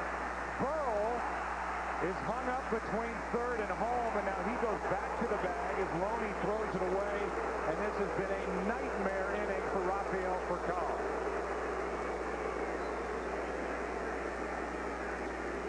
The third error of the inning. Furcal, an easy play to get Ruiz, an in-between hop for James Loney. James can't come up with it. Burrell rounded third and was halfway down the line. Loney throws the ball way over the head of Russell Martin, but fortunately for the Dodgers, Greg Maddux backs up. Here's the throw. That's one play. And now Burrow goes halfway. Loney's throw goes over the head of Russell Martin. Down the line. Loney throws the ball way over the head of Russell Martin.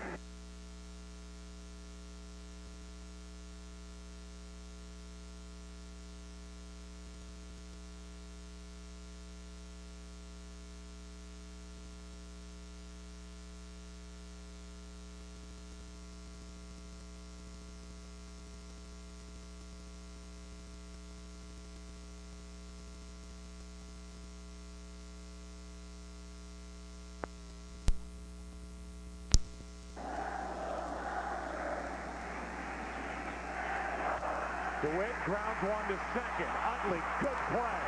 Double play, 4-6-3.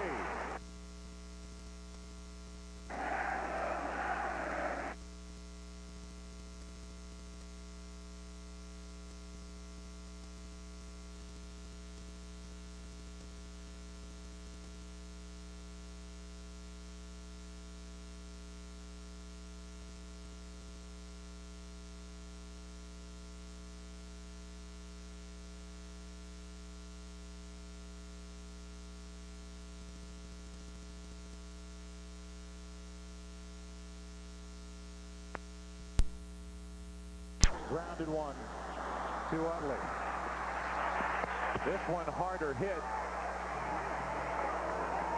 And Utley made a pretty good play to his left. Well, the throw to Jimmy Rollins was the impressive thing. Right to the outfield side, it gave Rollins a chance to make the throw and jump over Matt Kemp, who is a hard slider in the second. That is really well done by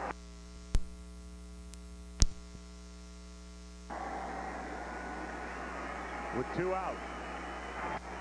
Ramirez hits it deep into right. At the wall, he's gone deep.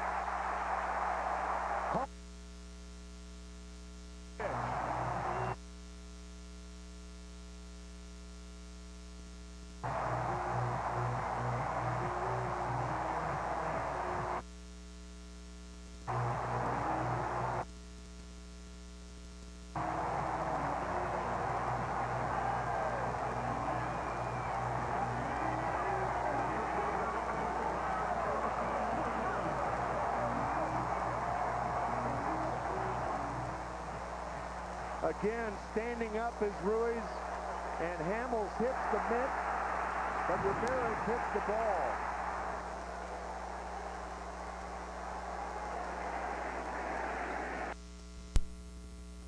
He's in home run.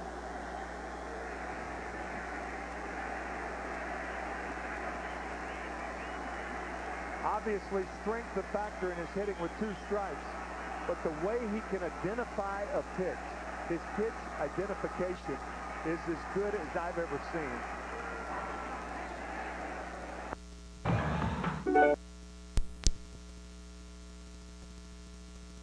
Home run. Here are the errors back in the 5th. Could have been a double play ball. Kyle kicked it away, then threw it away. And then another run scored on a routine ground ball that he threw into the dirt at first. Alive. This time, blindfolded. Let's go back to that game-winning home run by Matt Stairs. Yeah, Charlie Manuel saying you've got to narrow the focus and don't be late. The first pitch missed, then the slider missed. Beg your pardon, the first pitch hit. And on a 3-1 count, hitters hit out of an imaginary box out in front of the plate. 3-1, you shrink the box. He got it in the box. And the Phillies won the ball game.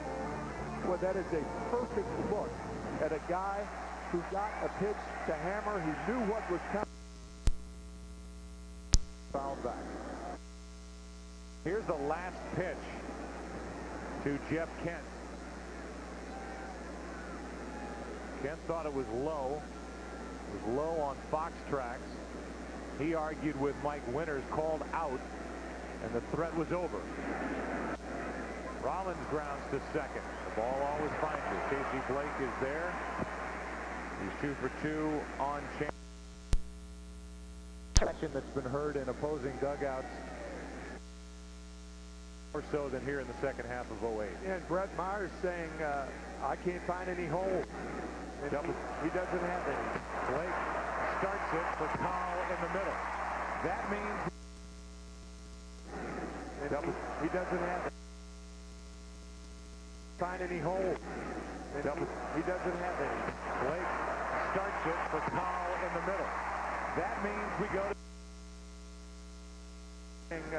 I can't find any holes.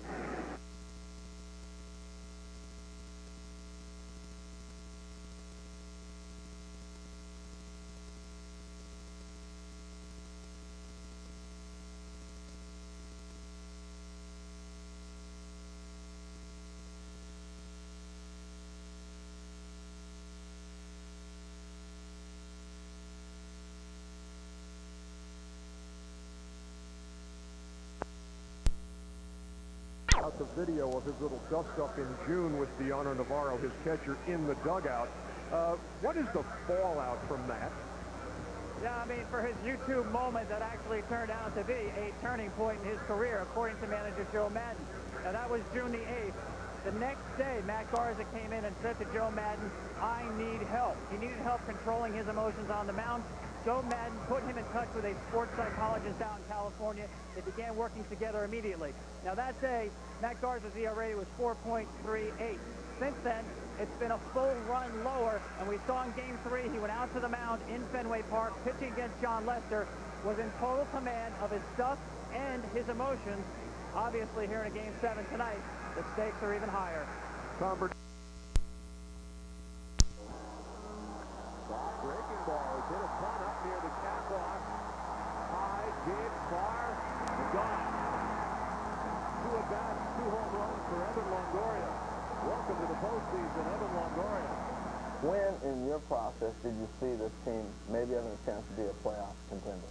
You know, other than the 7-game slide that we had at the end of the first half, I think we were maybe 10 games over 500 at the time. I mean, you know, when you're right up there with the Yankees and the Red Sox in Toronto at the halfway point, you know, there's kind of a feeling that, hey, you know, if we're not buried by this point, we can kind of hang around and do this. How did you turn it around chemistry-wise? I think the biggest thing was being able to bring in the veteran leaders, and Cliff Lloyd and Eric Hinske and Troy, first of all, have really solidified this clubhouse. An excellent poise on the part of a 22-year-old rookie in that atmosphere today. No sign of nerves whatsoever, especially Longoria. He stepped right in the lineup. But I love it when you first at bat off a pitch or whatever else, you can set the tone by hitting that first pitch, and then you can go up there and look for something else. Well, I remember a guy that I played against for a long time and actually was teammates with, and you remind me a lot of, is Cal Ripken. His rookie year, won the World Series his first year. Do you ever look at Cal's career and maybe see the parallels? You know, I mean, obviously I look to Cal as one of the greatest players that ever played the game. I mean, I don't want to say that my career parallels his because, you know, you just can't. He's Cal Ripken Jr., but at the same time, if there was ever a person to model yourself after, he'd be a great guy. Were there guys with that stature and that frame that you kind of looked up to and said, I can be this type of player? A-Rod, I'd have to say, would be the only guy. I mean, you know, him being a big shortstop coming up, you know, he did it all. He stole bags. He hit for power. He hit for average. And he was kind of a guy who, you know, I would say if I modeled myself after anybody growing up, it would have been him. Well, what happened between high school and college to be a #1 draft pick? I think a lot of physical maturity more than anything, and you know, along the way, you know, just learning how to play the game the right way. But I was really skinny. That was the thing. I mean, I was probably 5'10", 5'11" coming out of high school. Did about 2-3 inches worth of growing after that, and just started to put on some muscle mass. Draft day comes, and you're gonna be the #1 guy, and it ends up being Tampa Bay. You're like, what? Tampa Bay? The Devil Rays, they don't ever win. 2006 first-year player draft. The Tampa Bay Devil Rays select Evan. I was just excited because I knew it was going to give me a good chance to advance in the system, and I wasn't going to be sitting behind guys and, you know, watching the A-Rods of the world and David Wrights, you know, play for the next 10 years while I sat in the minor leagues. That was my biggest thing, was I was going to have a chance to get to the big leagues quick. The 2-2 to Griffey. Struck him out. in the postseason for the first time. The Tampa Bay Rays are headed to the American League Championship Series. When you look back on this year, what do you take away? I know we're in postseason mode now, but what do you take away from this year when you look back? It has a chance to be one of the most magical seasons that I've ever been a part of. I mean, to come from, you know, the worst team in baseball, to turn that around and have the second or third best record in baseball, I mean, it's just unbelievable how far this team's come. Now for Evan, certainly the postseason began magically. That debut, 2 home runs, 3 RBIs, but since then, as we pointed out, 1 for 16, 8 Ks, as he tries to fight out of it in Game 2 of the ALCS. And that brings us to Cal, who's over here at the pitch tracks area. Why is Evan Longoria in this slump? Well, when you're hitting, you're nice and relaxed and you're staying back. When you're not, whether you're young, old, whatever, you get jumpy. And jumpy means you just get out on your front side too soon. You go to try to hit the ball. And really the key to hitting is letting the ball travel to you and staying back. So when you get out here in this position right here, you're done. But when you're back in this position, you're good. So let me show you what jumpy looks like in Evan Longoria's last at-bat in the 8th inning. He was off of Justin Masterson. The first pitch, he jumps out there with the front side, takes it for ball 1. Okay. Then he jumps out there again, and it's a breaking ball. Now it's 2-0. Good hitting count. He jumps out there again, swings at a bad pitch. Because when you're jumpy, you don't see too well. And there's 2-1 slider right here, out jumpy again, 2-2. Now he's going to take a really defensive swing. He gets out on his front foot and hits into a 6-4-3 double play. Now with pitch tracks right here, we can show you what that last slider looked like. And when you are jumpy and you get out on your front foot too soon, you've already committed all your energy out front, and all you have left is just a little flick of the wrist, which is what you saw hit the little 6-4-3 double play. Now, if you look here from the side, there's a fine line. What this probably looks more like what Manny Ramirez looks like, really in a good position to hit right here. And Evan Longoria and even Dustin Pedroia, who said, you could read his lips yesterday, he said, I need to stay back. And really what that means is get into this position. And when you're in this position, you're in a good position to hit. When you're out here, you're not. Well, Josh Beckett, easy guy to get well against. No, he has had some success. Thank you very much for that, Cal. And when you were talking to Evan, and you drew the parallel, it kind of brought Cal into that conversation. Yeah.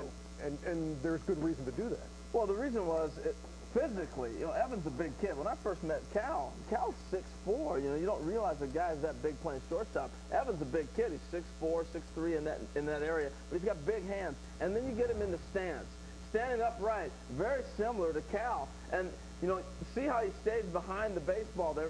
Cal used to drift a long ways, and he was so strong. The most impressive thing I saw Cal do was we were playing in Oakland. He was struggling, and he hit off a tee.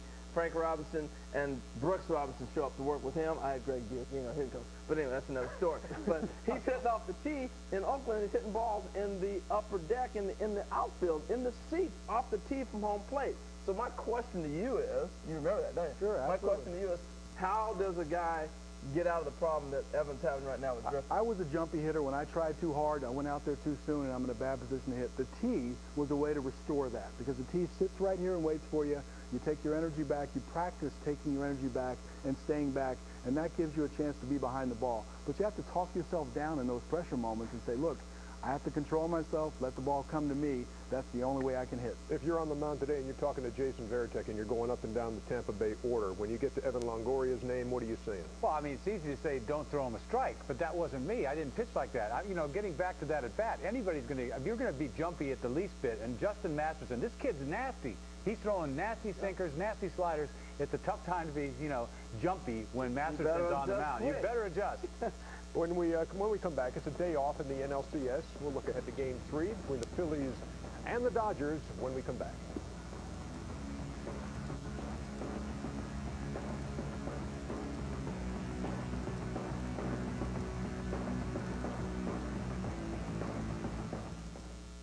TNT this December, the guardian of the world's greatest treasures is going on vacation, or so he thinks. What do you know about this? I have no idea. It's your vacation. Ha! From the producer of Independence Day, Judas Chalice, the final chapter of The Librarian begins. You have to fulfill your destiny. Noah Wiley. I am, in fact, a librarian. The Librarian, Curse of the Judas Chalice. The movie event of the holiday season this December.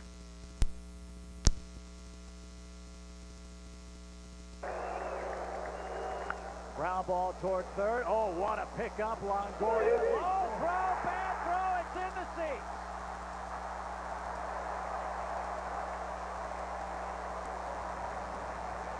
Will that be the significant play of this game? Winning run in scoring position. A great stop, a bad throw. 2 out.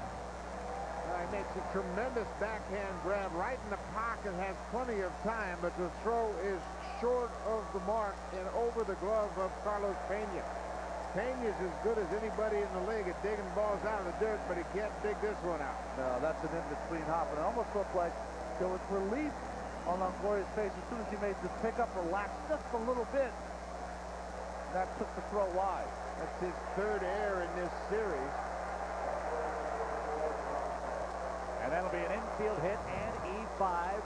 And now they'll take the bat out of the hands of Bay and pitch to J.D. Drew. And here again, Youkilis, the potential winning run at second. 3-1. Swing, line drive, right field. We're going to Tampa.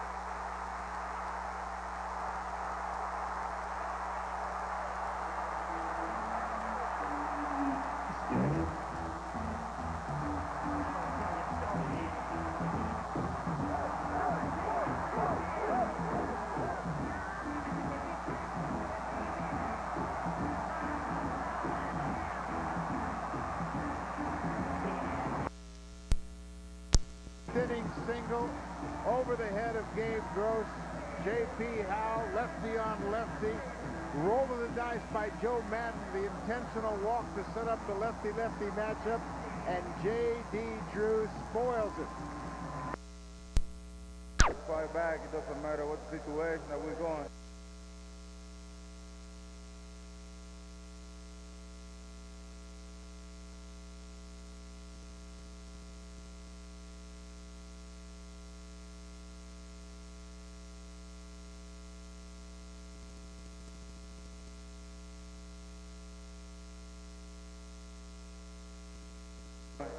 I have done it before, and I'm just gonna. We're going.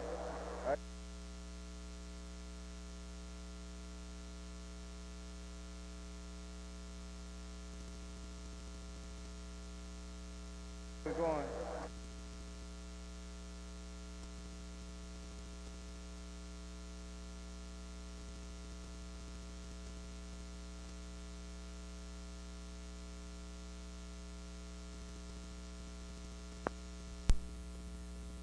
Helmet in the air and everybody goes crazy. It's a pretty special moment.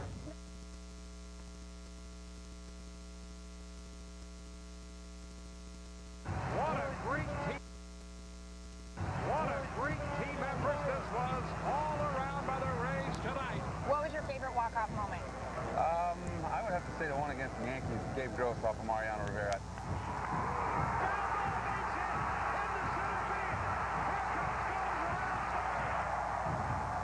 Just got a cutter, obviously, it's what he throws out over the plate, throws back up the middle. Johnny Gomes throws his helmet in the air, and everybody goes crazy. It's a pretty special moment. Not every clutch moment is a walk-off. What was maybe a clutch moment this year when you saw a Rays player just step up at the right time? Your favorite one? I think it was Dan Johnson came up to bat against Papelbon, and first have bat in the big leagues and a little while for him, and then the big home run. Swung on and hit well. Deep right center field. Gone! Welcome to the team, Dan Johnson! If you could have one guy on this team up, ready to go to win the game, who would you choose? I would say Evan Longoria.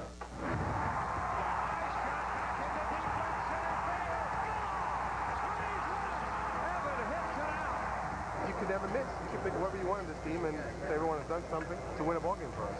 Come on, Navi, hit him in. Fly ball! Center field! The Rays win! Navarro drives in the winning run. Just kind of shows you how this season's gone for us, how magical it's been. I mean, the belief that we could win was right there the whole way. The Rays are going to the postseason! Start the celebration! Pop the cork on the champagne! Aaron, thank you very much. Ozzy, you certainly did it in the regular season and certainly in the postseason. We look back on that 85 go crazy cut. Was that the defining moment of the career? Go crazy, folks! Go crazy. From an offensive standpoint, that certainly was a defining moment. But, you know, when you get in the postseason, they have more time to prepare for you, you know. So you got to be ready to bring it. Harder to be clutch. Very, very hard to be clutch because they do more study, and if there's a weakness, they can exploit it. Got to love the guys that shine, though, don't you? I mean, that's what you want to do, right? You live for that. In the regular season, you have 162 games to get the job done. In the postseason, you may only have 7. So the guys that get it done, those are the ones that really step up their game and perform in the clutch. You know, in 03 was my first time. It seemed like everything went a bazillion miles an hour. And I always thought experience was overrated as a younger guy. You know, thinking, oh, what do you need is veteran for? What do you mean? But then in 04 came, second time around, your heart rate starts slowing down. Don't let us win this game tonight. Then they get Petey, and then they get Shill game 6, and game 7, anything happens. And I think that's when the guys that perform the best, the clutch performers, seems like their heart rate's always down. You watched all those superstars in that team perform during the regular season. Then you saw them do it in the postseason. Did you say to yourself, I can't believe that they're doing it on this stage, or could you tell they were going to do it on that stage? Well, your Millar, your Manny Ramirez, your Pedro Martinez. Right. That's what I was thinking. Yeah, I mean, that's what you're thinking. But no, it's the truth, though, because the good ones, their heart rate's just a little bit slower. All right, let's check in on the postseason so far this season to find out who's shining in the spotlight. We are almost ready for playoff baseball. The crowd on its feet. Rally towels waving for a sellout crowd. This is the kind of moment you play 162 games for. Young players can make a name for themselves by coming up clutch in October. 2 at-bats, 2 home runs. Welcome to the postseason, Evan Longoria. The Red Sox win the game! Game-winning hit by the rookie Jed Lowry. And seasoned veterans with a clutch legacy can carry a team. There's a shot into center field. Manny Ramirez is just unbelievable. Manny does it again. Well, I'll tell you, this is a totally different Dodger team. Manny came in, took the team on his shoulders there, and took all the weight off their shoulders. This one is well up into the bleachers. Home run from Manny Ramirez. Look where that ball is. It's almost on the ground. It's like a shoot-top home run. It's the most amazing thing I've ever seen. Sometimes clutch heroes come out of nowhere and become household names overnight. Swing and a drive. Braun going. Come on. He looks up, and it is gone. Grand slam. Victorino. An unbelievable postseason of clutch hitting continues for Shane Victorino. The Flying Hawaiian also came up clutch in the field. To center field. Back is Victorino and makes the catch. What a catch by Shane Victorino. The inning is over. The lead is intact. The Phils played clutch defense throughout the postseason. Line drive caught. Utley goes to the bag for the double play. What a play by Chase Utley. Utley gets the Phillies out of this inning. And with his team behind him, NLCS MVP Cole Hamels proved to be a dominant force.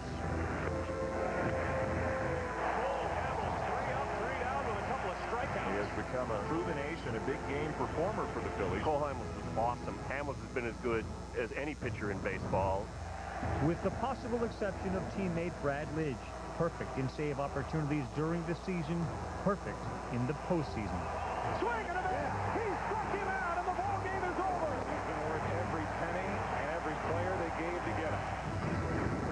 In the American League, the Tampa Bay Rays were also well on their way to the World Series when they ran into the most clutch playoff team of this decade. It is difficult to believe, but the Boston Red Sox are still alive. But in the decisive Game 7, the AL Clutch Team of the Year persevered. 2 down in the 9th inning. David Price, the 23-year-old left-hander, will face Jed Lowry. Price comes second. This place about ready to bust. Swinging a ground ball to second. This should do it. Hockey makes it to second. A fifth improbable season has another chapter to it. The Rays are going to the World Series. The World Series is set. The quest begins for baseball's most coveted prize. The Phillies. The Rays. Who will come up clutch and be world champion? Coming up next, we'll look at the final hitter to be nominated for the 2008 MLB Clutch Performer. What is love? Baby, don't hurt me. Don't hurt me no more.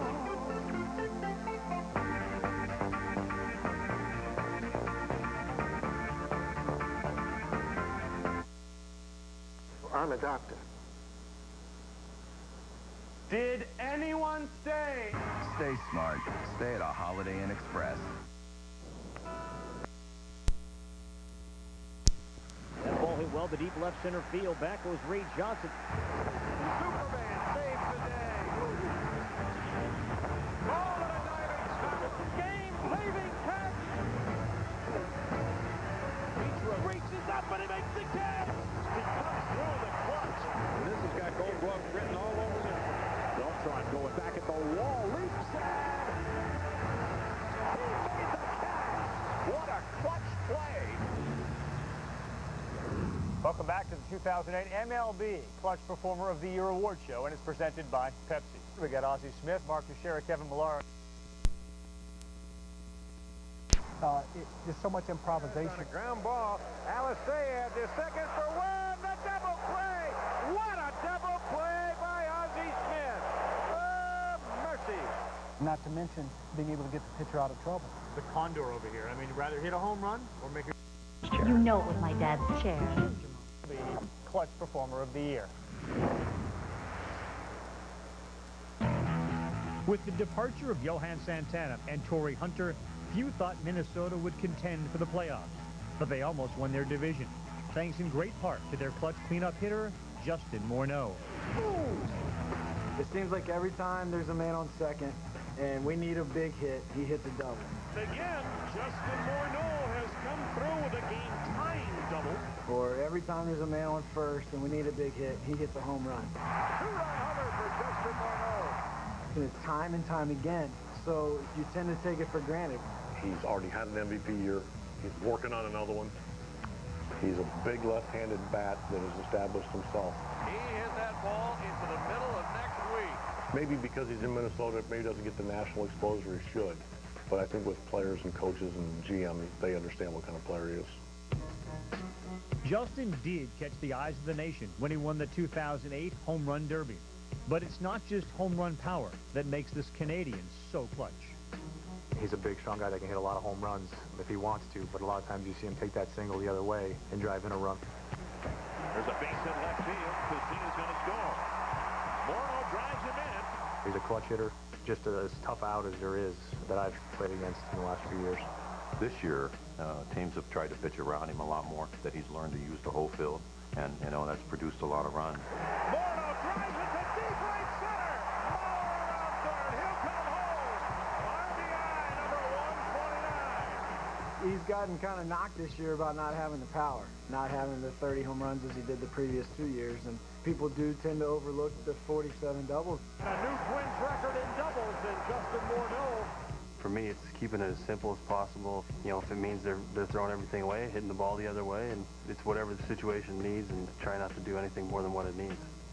Swinging a ground ball, base hit, game over. Harris scores. Justin Morneau has the game winner, and the Minnesota Twins have pulled out an extra inning win. Coming up, a man who went from the minor leagues in 2007 to the likely Cy Young Award winner.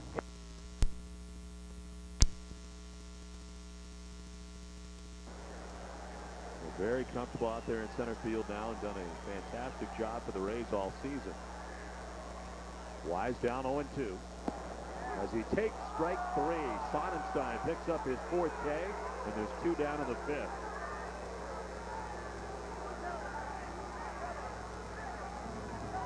Well, there's the frustration again when you have a pitcher that continues to move the ball around. That ball might have been up a little bit, and that's what the complaint was, but he's done a nice job of moving his pitches in and out.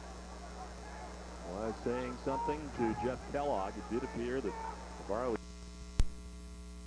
I think they were strikes until he looked at the tape and said, you know what, he was throwing strikes at us. You want to take me inside this two-seam thing? Well, we talk about it all the time, so it's interesting just to understand what a four-seamer is and what a two-seamer is. A four-seamer is gripping the ball across the seams in this manner. Infielders, outfielders use it because they want to get carry on the ball. When you release the ball, you see 1, 2, 3, 4 spins, or 4 seams when it's spinning. A two-seamer, a normal two-seam grip is with the seams right here, and when you throw it, it comes out of your hand this way, and you see 2 seams as it rotates, and the air hits the seams and forces it down. So you have good action on the ball. Infielders don't do it because we're not trying to trick the first baseman. pitchers do it because they're trying to get movement on their ball. So Crawford says he was throwing that two-seamer harder, and so what was the result? Well, I don't know. You know, talk about the result. I mean, he throws so many things. I'm wondering why he had never seen that two-seamer. This guy features every pitch that you can possibly throw. Curveball, slider, cutter, two-seamer, four-seamer, even split finger, Japanese. Everything. And what's the name of that ball? I don't know. We forgot already, didn't we? Whatever. Yeah, but, you know, the thing about it, you know, he does throw. He condenses it to 3 pitches, basically. You know, he'll throw a fastball, maybe a two-seamer, and then he throws a cutter and a slider. And he throws that front door slider to right-handed hitters that frees them. But he never wants to throw a straight ball for the most part. And he did. He tricked him a little bit and went to the fastball for a few innings. But for the most part, you have to be over the top to be cutting balls. Like everybody talks cutter, cutter, cutter. You hear it all the time now. But it's for guys that throw, you know, over the top. I could never do something like that from my angle. But you see right there, that's a little paint is what it is. There you see that little frisbee he throws up there. He turns it over, and it grows right there. He punches him out on it, and there's a fastball right by. It's guessing more than anything else. I don't know what he's going to do. I can't think with this guy because this guy, he gets behind the count and he comes back. And he'll save that little changeup for you. You never know when he's going to break it out. This guy is a trick master. They call him the Magic Man, you know, and he's got it working. You know what's interesting is that he pitches backwards, is what a lot of guys say. What I mean by that is 2-1, you see a fastball, 3-1, something like that. He'll throw an off-speed pitch. He pitches backwards. And the other day in Tampa, he didn't do that. He said, 2-1, here's a heater. 3-1, I dare you to hit it. And that was the difference in their thinking. Obama. Throughout our history, this country has faced times of peril. But standing by our side as it does tonight has been baseball. When our young nation was divided against itself, the bleeding battlefields often gave way to this game.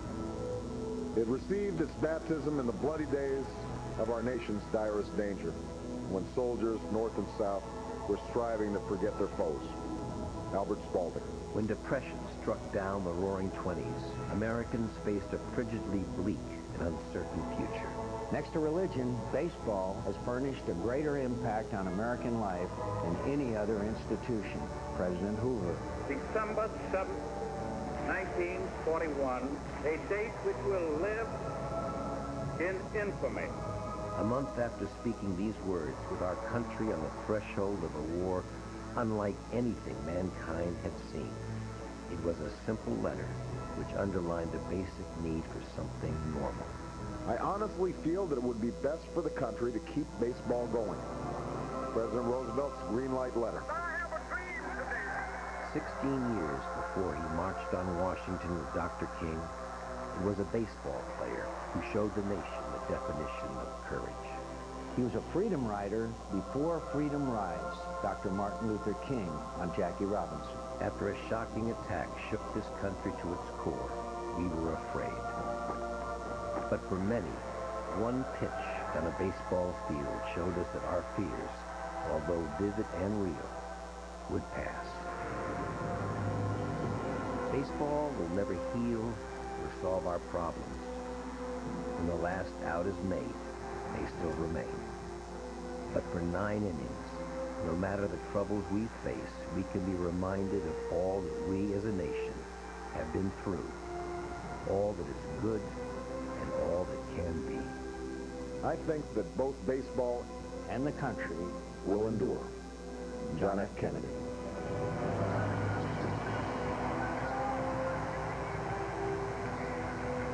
We would like to thank two-time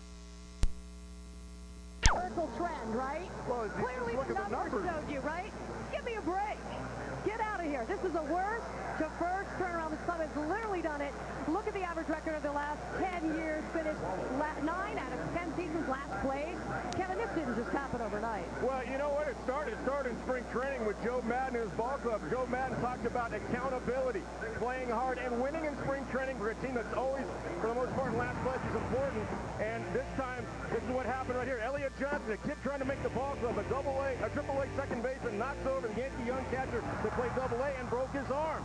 So the Yankees retaliated. It was a clean play. The play, he didn't get the kid the baseline. So what, the Yankees retaliated 4 days later, and here's Johnny Gomes backing up Iwamura, who gets knocked over by Shane Duncan. Cheap shots right and left. Well, here's James Shields later on the season in June. Coco Chris the day before had a hard slide and took out Iwamura as well. James Shields retaliated in the second inning of that game, June the 5th, knowing he would get kicked out, but it was more important to make a statement. We're not going to take it anymore from the Yankees. We're not going to take it anymore for the Red Sox. And guess what? They did it by playing baseball, and they're here right now in the World Series. And the Tampa Bay Rays are led by youth. They are led by Evan Longoria, first-round pick.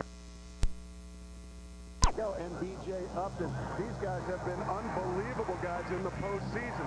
Home runs by two guys, more than any American leaguers in the history of the game in the postseason. These guys continue to impress. They're getting good at the same time, and the more the pressure, the better these young guys play. And this is all the pressure. Yeah, not an ordinary ball club playing in not so ordinary ballpark. We have a white roof you want to look at. 4 catwalks up there.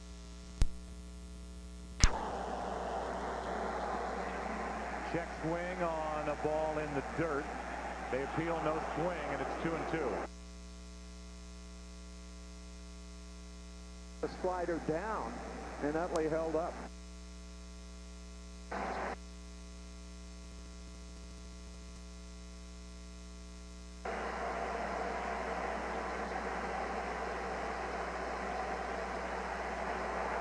Utley rips one into right field at the track, at the wall. It's a good start for the Phillies. 2-0 here in the first.